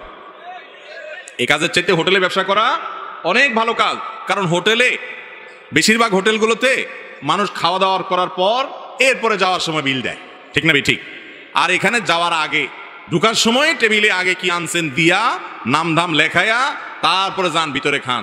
খাইবেন 500 টাকা, দিতে হবে 5000 টাকা, ঠিক না? ঠিক। এই চাঁদাবাজি এবং এই কুপ্রথা, এটা আমাদের এখান থেকে বেরিয়ে আসতে হবে। আপনার বাচ্চারা আকিকা খেতে এসে দাওয়াত পেয়ে না গেলেও দোষ, আর গেলে এতগুলো টাকা দিয়ে আসা লাগে, মানুষের বরং বদ্দুয়া আসে। অতএব এটা জায়েজ নাই। লা ইয়াহিল্লু মালি মুসলিমিন ইল্লা লিতিবি ইল্লা বিতিবি নাফসি। কোন মুসলমানের টাকা এভাবে চাঁদা নিয়া আপনি বিভিন্ন রকম সিন ক্রিয়েট করে নেওয়া জায়েজ নাই। এরপরে প্রশ্ন হলো, ছোট সময় অনেকের বাড়ি থেকে অনেকে বিভিন্ন ফল কুড়িয়ে আনতেন, এ থেকে গুনাহ হয়েছে? হয়ে থাকলে মাপের পথ কি? এ বিষয়ে আমরা বিভিন্ন জায়গায় প্রশ্ন উত্তর দিয়েছি। এই আকামটা, এই চুরিটা মোটামুটি সবার জীবনে, বেশিরভাগ মানুষের জীবনে কম বেশ হয়। তো এই অপরাধটা থেকে বাঁচার উপায় হলো, যাদের বাড়ি থেকে, যাদের গাছ থেকে ফল পেড়ে খেয়েছেন, আপনার আশেপাশে চাচা জ্যাঠা বা পরিচিত যদি হয়, তো বড় হওয়ার পর যখন আল্লাহ বিবেক বুদ্ধি দিচ্ছেন তখন মাপ চাবেন, চাচা যান, ছোট থাকতে পিচ্ছি থাকতে চুরি করে আম পারছি, এটা পারছি, নারিকেল পারছি, বেঁচে ফেলছি, খেয়ে ফেলছি, মাপ সাফ করে দেন। কেউ এটা আটকে রাখার কথা না। আপনি মাপ চাইলে কি করবে? মাফ করে দিবে ইনশাআল্লাহ, মাপ চেয়ে নেবেন। আর যদি তাদেরকে পাওয়া না যায় বা কতজনের কাছ থেকে খেয়েছি কোনো হিসাব নাই, বেহিসাবে চুরি করেছেন, এরকম যদি হয়, তাহলে একটা ফিগার আনুমানিক 500, 1000, 2000, 3000 এর বেশি হবে না, সবগুলো মিলায় দাম, এটা আল্লাহর রাস্তায় দান করে দিবেন ওই ব্যক্তিদের পক্ষ থেকে যাদেরকে খুঁজে বের করা সম্ভব না, কিন্তু দিতে হবে, কারণ দায় মুক্ত আপনাকে হওয়া লাগবে। এরপরে প্রশ্ন হলো, বর্তমানে যুবকদের মাস্টারবেশন থেকে মুক্তির উপায় কি? এটা একটু আগে বলেছি। পর্নোগ্রাফি থেকে বাঁচার যে উপায়গুলো, সেগুলোই হুবহু অবলম্বন করলে হবে ইনশাআল্লাহ। এরপরে প্রশ্ন হলো, বিভিন্ন ধরনের লোভনীয় প্রাইজ দেখিয়ে 10-20 টাকার লটারি কেনা বেচা করা জায়েজ আছে কিনা? না। অনেক লটারি আছে, 10 টাকা 20 টাকার লটারি কিনবেন, এরপরে আপনার ভাগ্যে যদি লেগে যায় তাহলে আপনি এত লাখ টাকার মালিক হবেন, ওইটা পাবেন, সেটা পাবেন, মোটরসাইকেল পাবেন, ফ্ল্যাট পাবেন, এত লাখ টাকা পাবেন। এই সমস্ত লোভনীয় লটারি আমাদের দেশে অনেক সময় ছাড়া হয়। এই লটারিগুলো, এগুলো সবগুলো জুয়া। আর জুয়াকে আল্লাহ রাব্বুল আলামিন স্পষ্ট হারাম ঘোষণা করেছেন, এবং শয়তানের নোংরা কর্মকাণ্ডের মধ্যে থেকে একটা হলো এই জুয়ার কাজ। মুসলমানের জন্য এই জুয়ায় অংশগ্রহণ করা, লটারি কেনা জায়েজ নাই, হারাম। এরপরে প্রশ্ন হলো, ছোটবেলা থেকে শুনে আসছি 1 ওয়াক্ত নামাজ ছেড়ে দিলে 2 কোটি বা তার চেয়ে বেশি সময় জাহান্নামের আগুনে থাকতে হবে, এটা কতটুকু সহি? ভাই, এই মর্মে একটা কথা আপনারা ছোটবেলা থেকে শুনে আসছেন, আমরাও সবাই শুনে আসছি, সেটা হলো 1 ওয়াক্ত নামাজ কাজা করলে, 1 ওয়াক্ত নামাজ না পড়লে, তাহলে সেই ক্ষেত্রে 2,88,00,000 বছর জাহান্নামের আগুনে পোড়াইতে হবে 1 ওয়াক্ত নামাজ কাজার কারণে, ছাড়ার কারণে। এই কথা শুনছেন না আপনারা? তো এই বিষয়টি আসলে যেই বর্ণনাতে পাওয়া যায়, সেই বর্ণনাতে 80 হুকবার কথা বলা হয়েছে, 80 হুকবাকে যোগ বিয়োগ করে 2,88,00,000 বছর বের করা হয়েছে। এটা ফাজাইলে আমালে শেখুল হাদিস জাকারিয়া রহমতুল্লাহ আলাইহি উল্লেখ করে এরপরে বলেছেন, এই মর্মে হাদিস বিভিন্ন বইতে লেখা আছে, কিন্তু আমি কোথাও পাই নাই। এবং বিশুদ্ধ কথা হলো এটাই যে 2,88,00,000 বছর জাহান্নামের আগুনে পড়বে 1 ওয়াক্ত নামাজ কাজা করার কারণে। এই মর্মে কোনো বিশুদ্ধ তো দূরের কথা, কোনো আপনার দুর্বল হাদিসও নাই, বরং এটি সম্পূর্ণ জাল, ভিত্তিহীন। কোনো হাদিসের কিতাবে এরকম কোনো কথা বলা হয় নাই। তবে এর মানে এই না যে তাহলে তো নামাজ না পড়লেও চলবে, ব্যাপারটা সেরকম না। নামাজ না পড়লে জাহান্নামে অবশ্যই যেতে হবে, তবে সংখ্যাটা কি হবে, এর বেশিও হতে পারে, এর কমও হতে পারে আযাবের। সংখ্যাটা এরকম ফিক্স যে সংখ্যা এখানে বলা আছে, এরকমটি হাদিসে বর্ণিত হয় নাই। এর চেয়ে বেশিও হতে পারে, কমও হতে পারে। জাহান্নামে যাওয়ার মৌলিক একটা কারণ হলো নামাজ ত্যাগ করা। আল্লাহ রাব্বুল আলামিন কোরআনে কারিমে বলেছেন, জাহান্নামীদেরকে যখন জিজ্ঞাসা করা হবে, মা সালাকাকুম ফি সাকার, তোমাদেরকে জাহান্নামে কোন জিনিসে নিয়ে এসেছে, কোন অপকর্মে জাহান্নামে এনে ছেড়েছে, তখন তারা বলবে প্রথমেই ক্বালু লাম নাকু মিনাল মুসাল্লিন, তারা বলবে আমরা মুসল্লি ছিলাম না, নামাজ পড়ি নাই, এই জন্য জাহান্নামে আসছে। এই জন্য নামাজ না পড়লে জাহান্নাম, এটা অবশ্যই কোরআন হাদিস থেকে, কোরআন থেকে বর্ণিত, কিন্তু তার মানে 2,88,00,000 বছরের বিষয়টি হাদিস দ্বারা প্রমাণিত নয়। এরপরে প্রশ্ন হলো রাসূল আকরাম সাল্লাল্লাহু আলাইহি ওয়াসাল্লাম রুকু সিজদায় কয়টা দোয়া পড়তেন এবং সেগুলো কি? ভাই, রুকুতে সুবহান রাব্বিয়াল আযীম আর সিজদায় সুবহান রাব্বিয়াল আলা, এই দুইটা দোয়াই আমাদের মুখস্থ। মজার বিষয় হলো আমাদের নবী করিম সাল্লাল্লাহু আলাইহি ওয়াসাল্লাম রুকুতে শুধু এই দুইটা দোয়াই পড়তেন না, আরো একাধিক দোয়া তিনি পড়তেন। কি পড়তেন আমরা অনেকে জানি না, একটু শুনে রাখি, চেষ্টা হলে মুখস্থ করি, মাঝে মধ্যে চেঞ্জ করি। অনেকে নামাজের মধ্যে মনোযোগ না থাকার অভিযোগ করেন। নামাজে মনোযোগ আনার একটা বুদ্ধি হলো রুকু এবং সিজদার তাসবিহগুলা, বৈঠকের যে দোয়াগুলা, দোয়া মাসুরার জায়গাতে এখানে নবী করিম সাল্লাল্লাহু আলাইহি ওয়াসাল্লাম থেকে যে বিভিন্ন দোয়া আছে, মাঝে মধ্যে ভিন্ন কোনো দোয়া আপনি পড়ার চেষ্টা করেন, দেখবেন আপনার মনোযোগ আসবে। ওই অটোমেটিক সুবহান রাব্বিল আযীম সুবহান রাব্বিল আলা পড়তে পড়তে এমন একটা অবস্থা হয়ে গেছে, ওইটা জেনে বুঝে আপনি পড়েন অথবা না বুঝেও পড়েন, গড়ে পড়া হয়ে যায়, গড় পড়তা। এই জন্য মাঝে মধ্যে অন্যটাও পড়বেন। আর কোনটা পড়বেন? রুকুতে সুবহান রাব্বিল আযীম, সিজদা সুবহান রাব্বিল আলার পাশাপাশি সুবহান কুদ্দুসুন রব্বুল মালাইকাতি ওয়ার রূহ, সুবহান কুদ্দুস রব্বুল মালাইকাতি ওয়ার রূহ, পবিত্রতা বর্ণনা করছি আল্লাহ রাব্বুল আলামিনের, যিনি ফেরেশতাদের রব পালনকর্তা এবং জিবরিলের পালনকর্তা। তো এইভাবে তাসবিহ পেশ করা, এটাও রুকু সিজদাতে সাবিত আছে। তারপর সুবহানাকাল্লাহুম্মা রাব্বানা ওয়া বিহামদিকা আল্লাহুম্মা গফিরলি, সুবহানাকাল্লাহুম্মা রাব্বানা ওয়া বিহামদিকা আল্লাহুম্মা গফিরলি, এই দোয়াটাও রুকু সিজদাতে নবী করিম সাল্লাল্লাহু আলাইহি ওয়াসাল্লাম পড়েছেন। যার অর্থ হলো পবিত্রতা বর্ণনা করছি, তোমার হে আল্লাহ, তুমি আমার রব, তোমার প্রশংসা আমি জ্ঞাপন করছি, তুমি আমাকে ক্ষমা করো। দারুণ একটা দোয়া, রুকুতে সিজদাতে পড়া যেতে পারে 2 বার 3 বার 5 বার, যতটুকু তৌফিক করে পড়বেন। সুবহানাকাল্লাহুম্মা রাব্বানা ওয়া বিহামদিকা আল্লাহুম্মা গফিরলি, সুবহান রাব্বিল আযীম আলার সাথে এগুলা মিশ্রণ করেও পড়তে পারেন, শুধু আলাদা করে পড়তে পারেন। আরেকটা আছে সুবহানা দিল জাবারুতি ওয়াল মালাকুতি ওয়াল কিবরিয়াই ওয়াল আযমা, সুবহানা দিল জাবারুতি ওয়াল মালাকুতি ওয়াল কিবরিয়াই ওয়াল আযমা, এগুলো সবগুলাই রুকু এবং সিজদায় সুবহান রাব্বিল আযীম সুবহান রাব্বিল আলার পাশাপাশি পড়াটা সুন্নাত। আমরা শুধু একটা শিখছি ছোটবেলায়, ওইটা নিয়েই কবরে যাই। নবী করিম সাল্লাল্লাহু আলাইহি ওয়াসাল্লাম আরো কয়েকটা যা পড়তেন সেগুলো আমাদের জীবনে শেখা, শোনা, পড়ার তৌফিক হয় না। চেষ্টা করবো তো ইনশাআল্লাহ, আল্লাহ আমাদেরকে আমলের তৌফিক দান করুন। এরপর প্রশ্ন হলো সালাতুজ জাওয়ালের নামাজ কোনটি এবং এর সময় ও নিয়ম কি? এই নামাজ সম্পর্কে বেশিরভাগ মুসলমানরা জীবনে হয়তো শুনেনও নাই আমাদের দেশে। সালাতুজ জাওয়াল এটা আবার কি? আমরা সালাতুদ দুহা, চাষের নামাজ জানি, এশাকের নামাজ জানি, আমরা তাহাজ্জুদের নামাজের কথা শুনছি, আওয়াবিনের নামাজের কথা শুনছি, অনেক নফল নামাজের কথা শুনছি। সালাতুজ জাওয়াল বা জাওয়ালের নামাজ এটা আবার কি? জাওয়ালের নামাজের কথা নবী করিম সাল্লাল্লাহু আলাইহি ওয়াসাল্লাম থেকে বিশুদ্ধভাবে বর্ণিত আছে। এবং জাওয়ালের নামাজটা হলো এমন সময়ের নামাজ যখন পৃথিবীর যেইখানে যখন জাওয়াল হয় সেই টাইমে তখন দুনিয়ার আসমান খুলে দেওয়া হয়, রহমতের দুয়ার খুলে দেওয়া হয়। এই টাইমে 4 রাকাত নামাজ নবী করিম সাল্লাল্লাহু আলাইহি ওয়াসাল্লাম পড়তেন। টাইমটা কখন? টাইমটা হলো ঠিক দুপুরে যখন জোহরের ওয়াক্ত হয়। জোহরের ওয়াক্ত ধরেন কথার কথা 12টা এত মিনিটে, আপনি ক্যালেন্ডার দেখবেন, এই যখন আপনার জোহরের ওয়াক্ত হবে, ওয়াক্ত হওয়ার সাথে সাথে জাওয়ালের নামাজের টাইম শুরু। এই টাইম থেকে নিয়ে 4 রাকাত নামাজ আপনি পড়বেন। অনেক উলামা ইকরাম বলেছেন জোহরের আগে যে 4 রাকাত সুন্নাত ওইটাই জাওয়ালের নামাজ, আবার অনেকে বলেছেন যে ওইটা ছাড়া আলাদা 4 রাকাত। এটা হলো জোহরের ওয়াক্ত শুরু হয়েছে এখান থেকে নিয়ে জোহরের আগের যে সুন্নাত তার আগে 4 রাকাত নামাজ। এটা জীবনে অন্তত 1-2 বার হলেও পড়ার চেষ্টা করবেন। আল্লাহ তাআলা আমাদেরকে আমলের তৌফিক দান করুন। বিশেষ কোনো নিয়ম নাই, সাধারণ নামাজের মতো 4 রাকাত নামাজ পড়বেন এবং জাওয়ালের নামাজে সওয়াব আদায় হবে। এরপরে প্রশ্ন হলো শাবান মাসের ফজিলত করণীয় আমল করণ হাদিসের আলোকে দয়া করে বলবেন। আর কয়েকদিন পরেই শাবান মাস শুরু হতে যাচ্ছে। শাবান মাস সম্পর্কে আমাদের অনেক মানুষই জানেন না যে শাবান মাসটা এমন একটা মাস যেই মাসে বান্দার আমল আল্লাহর কাছে সারা বছরের আমলের হিসাব দেওয়া হয়, জমা দেওয়া হয়। নবী করিম সাল্লাল্লাহু আলাইহি ওয়াসাল্লাম শাবান মাসে সবচেয়ে বেশি নফল রোজা রাখতেন। রমজানের পরে বছরের 2 মাসে বেশি নফল রোজা রাখতে হয়, একটা হলো মুহররম আরেকটা হলো শাবান। নবী করিম সাল্লাল্লাহু আলাইহি ওয়াসাল্লাম সম্পর্কে আমাদের আয়েশা রাদিয়াল্লাহু আনহা, উসামা ইবনে যায়েদ রাদিয়াল্লাহু আনহু আর বিভিন্ন হাদিস সাহাবীরা বর্ণনা করেছেন যে তিনি শাবানে যত রোজা রাখতেন রমজানের পরে অন্য কোনো মাসে এত রোজা রাখতেন না। আমাদের আয়েশা রাদিয়াল্লাহু আনহা এও বলেছেন কানা ইয়াসুমু শাবানা ইল্লা কালিলা, নবী করিম সাল্লাল্লাহু আলাইহি ওয়াসাল্লাম গোটা শাবান জুড়ে রোজা রাখতেন, কয়েকটা দিন বাদে। শেষের দিকে রোজা রাখতেন না, শাবানের শুরুর দিকে বেশি বেশি রোজা রাখতেন। শাবান মাস সম্পর্কে একজন সাহাবী জিজ্ঞাসা করেছেন, ইয়া রাসূলুল্লাহ, আমি আপনাকে শাবানে বেশি রোজা রাখতে দেখি, এর কারণটা কি? তিনি 2টি কারণ বলেছেন। 1 নম্বর কারণ হলো তিনি বলেছেন এই মাসে বান্দার আমল আল্লাহর সামনে পেশ করা হয়, ফেরেশতারা হিসাব জমা দেয়, সারা বছরের রিপোর্ট জমা দেয়। তো আমি চাই আমার রিপোর্ট যখন জমা দেওয়া হবে ওই টাইমটাতে আমি একটু আমলে থাকি, রোজার মধ্যে থাকি, যাতে করে আমার আমল নামা জমা দেওয়ার সময় আমাকে আল্লাহ ইবাদত অবস্থায় দেখেন। কোনো মালিকের ডিউটি করলে, মালিক হঠাৎ করে এসে গেছে ইনভেস্টিগেশনে বা সাইট ভিজিটে, ওই টাইমে যদি কর্মচারী বা কাজের লোকটা কাজে ব্যস্ত থাকেন, মালিক ওই অবস্থা দেখে তার কাছে ভালো লাগবে। এই জন্য শাবান মাসে নবী করিম সাল্লাল্লাহু আলাইহি ওয়াসাল্লাম নফল রোজা বেশি বেশি করে রাখতেন। বান্দার আমল নামা প্রাত্যহিকভাবে সকাল সন্ধ্যায় 2 বার জমা হয়, সাপ্তাহিকভাবে বৃহস্পতিবার জমা হয়, আর বাৎসরিকভাবে জমা হয় কখন? শাবান মাস। আর দ্বিতীয় কারণ হলো শাবান মাসে নবী করিম সাল্লাল্লাহু আলাইহি ওয়াসাল্লাম বেশি বেশি রোজা রাখতেন। এর কারণ হলো এই মাসে মানুষ গাফেল থাকে, ওই যে রমজানের ব্যস্ততা, যে রমজান আসলে ইবাদত করবই, এই জন্য আগে থেকে আর করে না। রজব মাস সম্মানিত মাস, রমজান মাস শ্রেষ্ঠ মাস, মাঝখান দিয়ে এই মাসটা গাফেল থাকে। তো নবী করিম সাল্লাল্লাহু আলাইহি ওয়াসাল্লাম মাসে বেশি বেশি নফল রোজা রাখতেন। এই জন্য শাবান মাসের শ্রেষ্ঠ আমল হলো কি করা? নফল রোজা রাখা। 2-4টা করে শুরুর দিক থেকে রাখার চেষ্টা করতে হবে। আল্লাহ আমাদেরকে আমলের তৌফিক দান করুন। এরপরে প্রশ্ন হলো শবে বরাতের আমল সম্পর্কে কিছু বলুন কোরআনের সুন্নাহর আলোকে।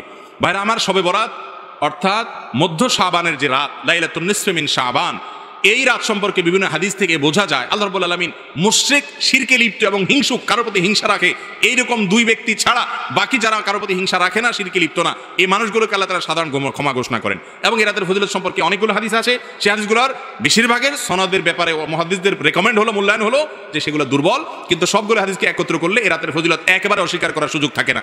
আবার আমরা এটাকে যেভাবে বছরের সবচেয়ে গুরুত্বপূর্ণ রাত বানিয়ে নিয়েছি সেটাও সঠিক না, কারণ বছরের ইবাদতের জন্য সবচেয়ে ফজিলতপূর্ণ রাত কোনটা? সবে কদর না সবে বরাত? সবে কদর। তো সেটার চাইতে আপনি এটাকে যদি গুরুত্বপূর্ণ বানিয়ে ফেলেন সেটা অবশ্যই পরিত্যাজ্য। এরপরে প্রশ্ন হলো, ভুলে কারো গীবত করে ফেললে করণীয় কি? আপনি যদি কারোর গীবত করে ফেলেন, কারোর পেছনে সমালোচনা করে ফেলেন, এটা অন্যায়, বান্দার হক নষ্ট করলেন, তাহলে কি করবেন? এই গীবতের কাফারা বা ক্ষতিপূরণ হিসাবে আপনি 4টি কাজ করবেন। নাম্বার 1, আল্লাহর কাছে মাপ চাইবেন, আল্লাহ আমি গীবত করে ফেলেছি। গীবত করা কি হালাল না হারাম? একটু আগে আপনারা গীবত সম্পর্কে আলোচনা শুনছেন, ওয়াজ শুনেছেন। গীবত করা কিরকম হারাম? আপন ভাই মারা গেলে তার গোশত কামড়ে খাওয়া, রান্না করে খাওয়া, তার গোশত খাওয়াটা যেরকম অপরাধ, গীবতটা সেই রকম অপরাধ। কত ডেঞ্জারাস অপরাধ চিন্তা করেন। এইরকম অপরাধ আপনি করে ফেলেছেন, এটা যখনই আপনি আঁচ করবেন যে আমি এত গীবত করে ফেলেছি, সাথে সাথে আল্লাহর কাছে 1 নম্বর কাজ হলো মাপ চাইবেন। কি চাইবেন? মাপ চাইবেন যে আল্লাহ আপনি আমাকে মাফ করে দেন। 1 নাম্বার 2, যেই ব্যক্তির গীবত করেছেন, পরিচিত হলে, জানাশোনা হলে, যদি তার কাছে মাপ চাওয়ার সুযোগ থাকে তাহলে যা বলবেন যে ভাই তোমার গীবত করে ফেলছি, তুমি আমাকে মাফ করে দাও। আর যদি মাপ চাইতে গেলে বরং আরো ভেজাল বাড়ে, বলে যে কি সর্বনাশ, কি গীবত করছো আমার বলো।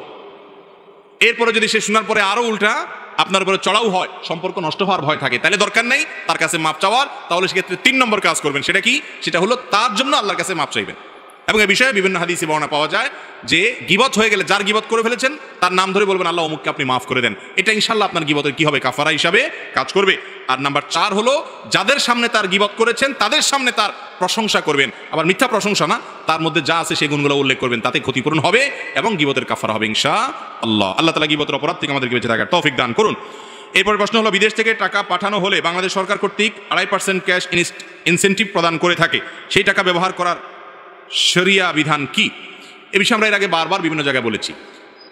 সরকার বৈধ পদ্ধতিতে যেন টাকা পাঠানো হয় বিদেশ থেকে, প্রবাসীরা যেন বৈধ পদ্ধতিতে অর্থাৎ ব্যাংকের মাধ্যমে টাকা পাঠায়, যেন হুন্ডির মাধ্যমে না পাঠায়, সেজন্য উৎসাহ দিয়ে, প্রণোদনা দিয়ে শতকরা এই যে 2.5% ইনসেন্টিভ দিয়ে থাকে, এইটা গ্রহণ করাতে কোনো অসুবিধা নাই, কারণ এটা কোনো ঘোষণা, শুধুমাত্র প্রশ্নই নেই, এটা ঘুষ বা সুদ না, বিধায় এটা গ্রহণ করতে কোনো অসুবিধা নাই, এটা জায়েজ আছে। এটা হলো একটা ভালো কাজ আপনাকে করার জন্য উৎসাহ দেওয়া হচ্ছে, পুরস্কার দেওয়া হচ্ছে, বিধায় বিদেশিরা, প্রবাসীরা টাকা পাঠিয়ে এই ইনসেন্টিভ গ্রহণ করতে পারেন, তাদের আত্মীয় স্বজনরা দেশে গ্রহণ করতে পারেন, কোনো সমস্যা নাই। এরপরে প্রশ্ন হলো, মসজিদে চেয়ারে বসে নামাজ পড়ার বিধান কি? জায়েজ কিনা? মসজিদে চেয়ারে বসে নামাজ পড়া এটা জায়েজ কিনা? জায়েজ। এটা নির্ভর করে ব্যক্তির অবস্থার উপরে। আমাদের দেশে আজকাল এমন একটা অবস্থা হয়েছে, আমি সব জায়গায় কথাটা বলি, যে মসজিদে এত পরিমাণ চেয়ার দেখা যায়, এটা কি মসজিদ নাকি কোনো আকিজ প্লাস্টিকের দোকান, এটা নিয়ে সন্দেহ দেখা দেয়। ঠিক না? ঠিক এত পরিমাণ প্লাস্টিক থাকে, প্লাস্টিকের চেয়ার থাকে। কিরে বাবা, 10 বছর আগে তো এত মাজা ব্যথার রোগী ছিল না, 5 বছর আগে তো দেশে এত মাজা ব্যথার রোগী ছিল না, এখন কোত্থেকে আসছে? বাস্তবতা হলো অনেকে আছে এমন, একটু শরীরটা খারাপ লাগলে বসে নামাজ পড়া শুরু করে দেয়, আছে না নাই? এরকম সামান্য শরীর খারাপ লাগতেছে, একটু শরীরটা দুর্বল লাগতেছে, আর আমি চেয়ারে বসে নামাজ পড়া শুরু করলাম। ফরজ নামাজ যদি এভাবে পড়েন আপনার নামাজ হবে না। নফল নামাজ বা সুন্নত নামাজ যদি বসে পড়েন হয়ে যাবে, কিন্তু ফরজ নামাজ এটা যদি আপনি এইভাবে পড়েন তাহলে নামাজ হবে না, কারণ ওয়াকুমু লিল্লাহি কানিতিন, নামাজের মধ্যে দাঁড়ানোটা ফরজ, রুকু করা ফরজ, সিজদা করাও কি ফরজ। আপনি ঠুনকো অজুহাতে একটু শরীর খারাপ দেখে আপনি করতে পারেন না। তবে হ্যাঁ, যদি কারোর অসুস্থতাটা এই লেভেলের থাকে যে ওই বেচারা রুকু করতে গিয়ে কোমর ভাঙতে গেলে তার মারাত্মক কষ্ট হয়, অসুস্থ হয়ে পড়ে, সিজদা করতে গেলে বিপদ হয়, কষ্ট হয়, বা নিয়মিত রুকু সিজদা করতে গেলে অভিজ্ঞ এবং দিনদার ডাক্তার, যিনি নামাজ কালামের গুরুত্ব বুঝেন, মুসলমান, সেরকম ডাক্তার যদি তাকে বলে যে আপনি নিয়মিত নামাজ কালাম পড়লে আপনার রোগটা স্থায়ী হয়ে যাবে, বিপদ হবে, বাড়বে, তাহলে সেই ব্যক্তির জন্য দাঁড়িয়ে দাঁড়িয়ে নামাজ পড়া এবং রুকু সিজদার সময় চেয়ারে বসে ইশারায় রুকু সিজদা করা জায়েজ আছে। আর যদি দাঁড়ানো থেকে বসারও ক্ষমতা না থাকে তাহলে সেক্ষেত্রে চেয়ারে বসে নামাজ পড়া জায়েজ আছে। এটা হলো যার কোনো উপায় নাই, শেষ চিকিৎসা তার জন্য। গোটা দুনিয়ার সব করতে পারেন আপনি, ধান খেতে কাজও করতে পারেন, আবার গাছে উঠতে পারেন, সারা দুনিয়া দাবড়ায় বেড়ান, শুধু মসজিদে এসে একটা চেয়ার টান দিয়ে বসে যান, এটা কিন্তু জায়েজ হবে না। প্রকৃত অবস্থায় যদি আপনি অপারগ হন তাহলে আপনার জন্য জায়েজ হবে। এরপর প্রশ্ন হলো, বর্তমান যুব সমাজ বিভিন্ন অশ্লীলতায় নিমজ্জিত, এর থেকে উত্তরণের জন্য কি কি পন্থা অবলম্বন করা যায়? যুবকদেরকে নষ্টের জন্য যত আয়োজন হতে পারে তার সবগুলো করে রাখা হয়েছে, ঠিক না? ঠিক। যুবকদেরকে, চরিত্রকে ধ্বংস করার জন্য শয়তান এই সমাজে সব কিছু করে রেখেছে। এই সময়টাতে আজকের যুবকদের জন্য অশ্লীলতা থেকে বেঁচে থাকা অনেক কঠিন। আর এই কারণে ডক্টর খন্দকার আব্দুল্লাহ জাহাঙ্গীর রহমাল্লাহ বলতেন, তার কথা তিনি বলতেন, আমার মতো বুড়ো দাড়ি পাকা মানুষ তাহাজ্জুদের নামাজ পড়ে যে পরিমাণ সওয়াব পাবো, তোমরা যুবকরা শুধুমাত্র ফরজ নামাজ পড়ে তার চেয়ে বেশি সওয়াব পাবা। কারণ এই সময়টাতে ঈমান রক্ষা করা সহজ না কঠিন ভাই? অনেক কঠিন। বিধায় এই অশ্লীলতার জোয়ার থেকে বাঁচার জন্য প্রথম কাজ হলো দৃষ্টিকে অবনত রাখতে হবে। এটা ওয়াজ করা যত সহজ, আমল করা এত সহজ না। নিজের সঙ্গে যুদ্ধ করতে হয়। আর এর পাশাপাশি খুব দ্রুততার সাথে টাকা পয়সা উপার্জন করে কোনো রকম বিবাহের সক্ষমতা, আর্থিক সক্ষমতা তৈরি করে অভিভাবকদেরকে বুঝিয়ে সুঝিয়ে বিয়ে শাদী করে ফেলতে হবে। বিয়ে শাদী করা, চোখের হেফাজত করা, গুনাহের পরিবেশ থেকে দূরে সরা। যেই জায়গা গেলে নারী পুরুষের ঢলাঢলি মেশামেশি আপনি নিজেকে বাঁচাতে পারেন না, সেই জায়গা থেকে আপনাকে সরে আসতে হবে। যেই পেজ থেকে ফেসবুকে খারাপ জিনিস আসে ওই পেজকে আনফলো করে ফেলতে হবে, ব্লক করে ফেলতে হবে। যে আইডি থেকে বাজে জিনিস আসে ওই আইডিকে ব্লক করে আনফ্রেন্ড বা আনফলো করে রাখতে হবে। এক কথায় গুনাহের পরিবেশ থেকে বাঁচতে হবে। যদি আপনি বাঁচতে পারেন ইনশাআল্লাহ অশ্লীলতা থেকে আল্লাহ আপনাকে বাঁচাবেন। এরপরে প্রশ্ন হলো ব্যবসায়িক বা ব্যক্তিগত যে কোনো প্রচারণার জন্য খেলাধুলা বা বিভিন্ন মিডিয়ায় স্পন্সর করা নিয়ে ইসলাম কি বলে? সম্পূর্ণ নাজায়েজ। বিশেষ করে খেলাধুলা, প্রচলিত খেলাধুলা যেগুলো আছে পৃথিবীতে, এই সব খেলাধুলার সাথে অনেক হারামের সম্পর্ক আছে এবং এগুলো যখন মিডিয়াতে প্রচার হয় সেগুলো হারামে লিপ্ত হওয়া ছাড়া দেখার সুযোগ থাকে না। জুয়া ছড়ো অনেক আনুষঙ্গিক অপরাধ তো তার সাথে থাকেই। একজন মুসলমান নিজের পণ্যের প্রচারণার জন্য এগুলোর স্পন্সর হওয়া জায়েজ নাই। আপনার টাকা দিয়ে কি করছেন, ভালো কাজ হচ্ছে না খারাপ কাজ হচ্ছে আপনাকে দেখতে হবে। ওয়ালা তাআওয়ানু আলাল ইসমি ওয়াল উদওয়ান, আল্লাহ বলেছেন অন্যায় এবং সীমালঙ্ঘনের কাজে একে অন্যের সহযোগিতা করো না। এরপরে প্রশ্ন হলো বিভিন্ন ধরনের লোভনীয় প্রাইস দেখিয়ে 10-20 টাকার লটারি দেওয়া, এটা উত্তর দেওয়া হয়েছে। এরপরে প্রশ্ন হলো যে কোনো ব্যবসার একটি পণ্যের সর্বোচ্চ কত শতাংশ লাভ করা ইসলামের বিধান? দরদাম করে যত ইচ্ছা তত লাভ করা যাবে কিনা? আপনি দোকানদার, আপনার কোনো একটা জিনিস আপনি বিক্রি করবেন 10 টাকার জিনিস, সেটাতে আপনি কি 1 টাকা লাভ করবেন না 2 টাকা লাভ করবেন নাকি 5 টাকা লাভ করবেন? এটা একান্ত আপনার এবং ক্রেতা দুইজনের ব্যাপার, অধিকার। এখানে ইসলাম ইন্টারফেয়ার করে না। আপনি যদি অনেক বেশি লাভ করেন আর ক্রেতা যদি জেনে শুনে সেটা রাজি হয়, আপনারা উভয় সম্মত থাকলে ইসলাম সেখানে বাদ সাধে না। কিন্তু একজন দোকানদার বা একজন ব্যবসায়ী তিনি বিশেষ করে কোনো বিপদে ফেলে, ধরেন একজন কাস্টমার সেটার ন্যায্য মূল্য কি জানে না, মার্কেট প্রাইস কি জানে না, এই চান্সটা বুঝে আপনি বেশি করে নিয়ে নিলেন, এটা অবশ্যই একজন মানুষের জন্য অন্যায়, অনৈতিক কাজ। একইভাবে আপনি কোনো আইটেমের ক্রাইসিস আছে মার্কেটে, এই চান্সে আপনি বাড়ায় নিয়ে নিলেন, সেটাও অনৈতিক অন্যায়। কিন্তু শরীয়ত কোনো পার্সেন্টেজ ঠিক করে দেয় না যে এর বেশি লাভ করা যাবে না। এটা ব্যক্তির বিবেকের উপরে ছেড়ে দিয়েছে, সেজন্য জুলুম না করে, অন্যায় না করে, মানুষকে বিপদে ফেলে যেন উপার্জন না করে। তবে চাইলে তারা উভয়ে মিলে এইটার যে কোনো দাম ঠিক করবে সেটা তারা নিতে পারবে, শরীয়ত সেখানে কোনো বাধা দেয় না। এরপরে প্রশ্ন হলো আমাদের এলাকায় প্রায় মসজিদে খুবই দ্রুত তারাবির নামাজ পড়া হয়, ওনারা ধীরে না পড়ার কারণ কি হতে পারে? কি হতে পারে এটা তো পরিষ্কার। তারাবির নামাজ তাড়াহুড়া করে পড়া হয় কেন ভাই? যে তারাবির নামাজ শেষ করে গিয়া বাড়িতে হয় টেলিভিশনের সামনে বসবে, না চা দোকানে আড্ডা মারবে, বা অন্য কোনো কাজ করবে। আমাদের কাছে নামাজটা হয়ে গেছে বোঝা, যত তাড়াতাড়ি শেষ করা যাবে তত তাড়াতাড়ি মুক্তি, ঠিক না? ঠিক। নামাজের স্বাদ যদি পাইতো কোনো মুসলমান তাহলে সে ছাড়তো না। আপনি হারামে যখন যাবেন তারাবি পড়বেন, দেখবেন 1.5 ঘন্টা বা তার চাইতে কম বেশি সময় যখন লাগে তখন আপনি নিজে উপভোগ করেন, ফিল করেন, কারণ ইবাদতের স্বাদ পাচ্ছেন। আমাদের দেশে দুঃখজনক, তারাবির নামাজটাকে আমরা তুফান মিলে পড়ি, 4G 5G গতিতে তারাবি পড়ি, ঠিক না? ঠিক। আবার এটা নিয়ে গ্রামাঞ্চলে দেখা যায় কম্পিটিশন হয়, কাদের হাফেজ সাহেব কত তুখোড়, কত জোরে পড়তে পারে, এটা নিয়ে কম্পিটিশন হয় না? আমি একটা কথা বলি, বাইসাইকেল, গাড়ির ক্ষেত্রে একই কথা। যারা গাড়ি চালাতে জানেন তারা জানেন যে গাড়িতে নতুন ড্রাইভার যখন ড্রাইভিং করে, ড্রাইভিংয়ের সময় দেখবেন যে নতুন নতুন যখন গাড়ি চালায়, গিয়ার দিয়া স্কেলেটারে চাপ দিলে, ক্লাস ছেড়ে দিলে গাড়ি দৌড়ায়, তো যত দৌড়ায় তত মনে করে সে ড্রাইভার হয়ে গেছে। আসলে ড্রাইভারের জোরে চালানো যতটা সহজ, একেবারে পিঁপড়ার মতো আস্তে আস্তে চালানোটা অনেক কঠিন। যারা গাড়ি চালানো বুঝেন তারা বুঝেন। সাইকেলটা খুব ভালো বুঝবেন। সাইকেল যখন নতুন চালানো শিখে কেউ, প্যাডেলটা মারতে শিখছে, মোটামুটি ব্যালেন্স করতে শিখছে মনে করেন, একজন তো শেখায় পেছন থেকে ধরে ধরে। এটা যদি শিখে প্রথম তখন কি করে, সে দেয় দৌড়, প্যাডেল মারা সামনে যেতে থাকে, যত জোরে যা খুশি লাগে, তাই না? আর যে বেচারা শিখায় সে পিছন থেকে দৌড়েও ধরতে পারে না, সে বুঝে না এখানে দক্ষতা না। দক্ষতা হলো খুব এক্সপার্ট যদি সাইকেল চালক হয় তাহলে দেখবেন ছোট বাচ্চা হেঁটে যাচ্ছে, তার পাশ দিয়ে সাইকেল চালায় যাচ্ছে সমান তালে সমান গতিতে, সে তারপরেও পড়ে না, ব্যালেন্স ধরে রাখতে পারে। এবং সাইকেলের যে কম্পিটিশনগুলো হয়, জোরে দ্রুত যাওয়া, দীর্ঘ সময় চালানো, সেটা যেমন আছে, আবার কত আস্তে আস্তে কত ধীরে ধীরে সূক্ষ্মভাবে পার হতে পারে সেটার কম্পিটিশন আছে। এজন্য এক্ষেত্রে যেরকম আস্তে চালানোটা যার তার কাজ না, জোরে সবাই চালাইতে পারে। একইভাবে তারাবির নামাজে আস্তে আস্তে তেলাওয়াত করা সব হাফেজের কাজ না, হুলস্থুল করে তেলাওয়াত করা সবাই পারে। কথা কি বুঝতে পারছি? এই জন্য যে হাফেজ জোরে পড়ে ওকে ভালো হাফেজ মনে করার কোনো কারণ নাই, বরং ধীরে ধীরে পড়াটাই হলো উত্তম। আচ্ছা, ধীরে এবং তাড়াহুড়া করে যদি তেলাওয়াত করেন আপনি তারাবিতে, পার্থক্য কতটুকু হবে জানেন? 5 থেকে 10 মিনিট, সর্বোচ্চ 15 মিনিটের। 15 মিনিটে কি আসবে যাবে, কিন্তু আপনার নামাজটাই নষ্ট হবে। তারাবিহাতুন বহু বলছেন, তারাবির মানেই হলো আরাম করে করে ধীরে ধীরে পড়া। আর আমাদের জীবনে যত নামাজ আছে এর মধ্যে সবচেয়ে হুলস্থুল করেই পড়ি আমরা এই নামাজটা, ঠিক না? ঠিক। তাহলে আপনার রমজানের আমলের যে আসল বৈশিষ্ট্য সেটাই তো মিস হয়ে যাচ্ছে। অতএব তারাবিতে তাড়াহুড়া করব। যদি আপনার খতম তারাবিতে অসুবিধা হয় দরকার নাই, সূরা তারাবি পড়েন, কিন্তু ধীরে ধীরে আস্তে আস্তে পড়েন। রুকুতে গেলেন, সুবহান রাব্বিল আযীম মুখে নিতে নানিতে দাঁড়ায় গেলেন, আবার চলে গেলেন। আপনার হাফেজ সাহেব এরকম তুখুর নামাজ পড়ে বললেন, ওরে বাবা তুখুর হাফেজ, আসলে তুখুর হাফেজ না, ওটা দুর্বল হাফেজ। অতএব হাফেজদেরকেও চাপ দিবেন না, ঘড়ি দেখবেন না বারবার যে হুজুর দেরি হয়ে যাচ্ছে, বরং সময় দিবেন। ইবাদত যখন করবেন পরিমাণে কম করেন, কিন্তু ভালো করে করবেন। আল্লাহ তাআলা আমাদেরকে আমলের তৌফিক দান করুন।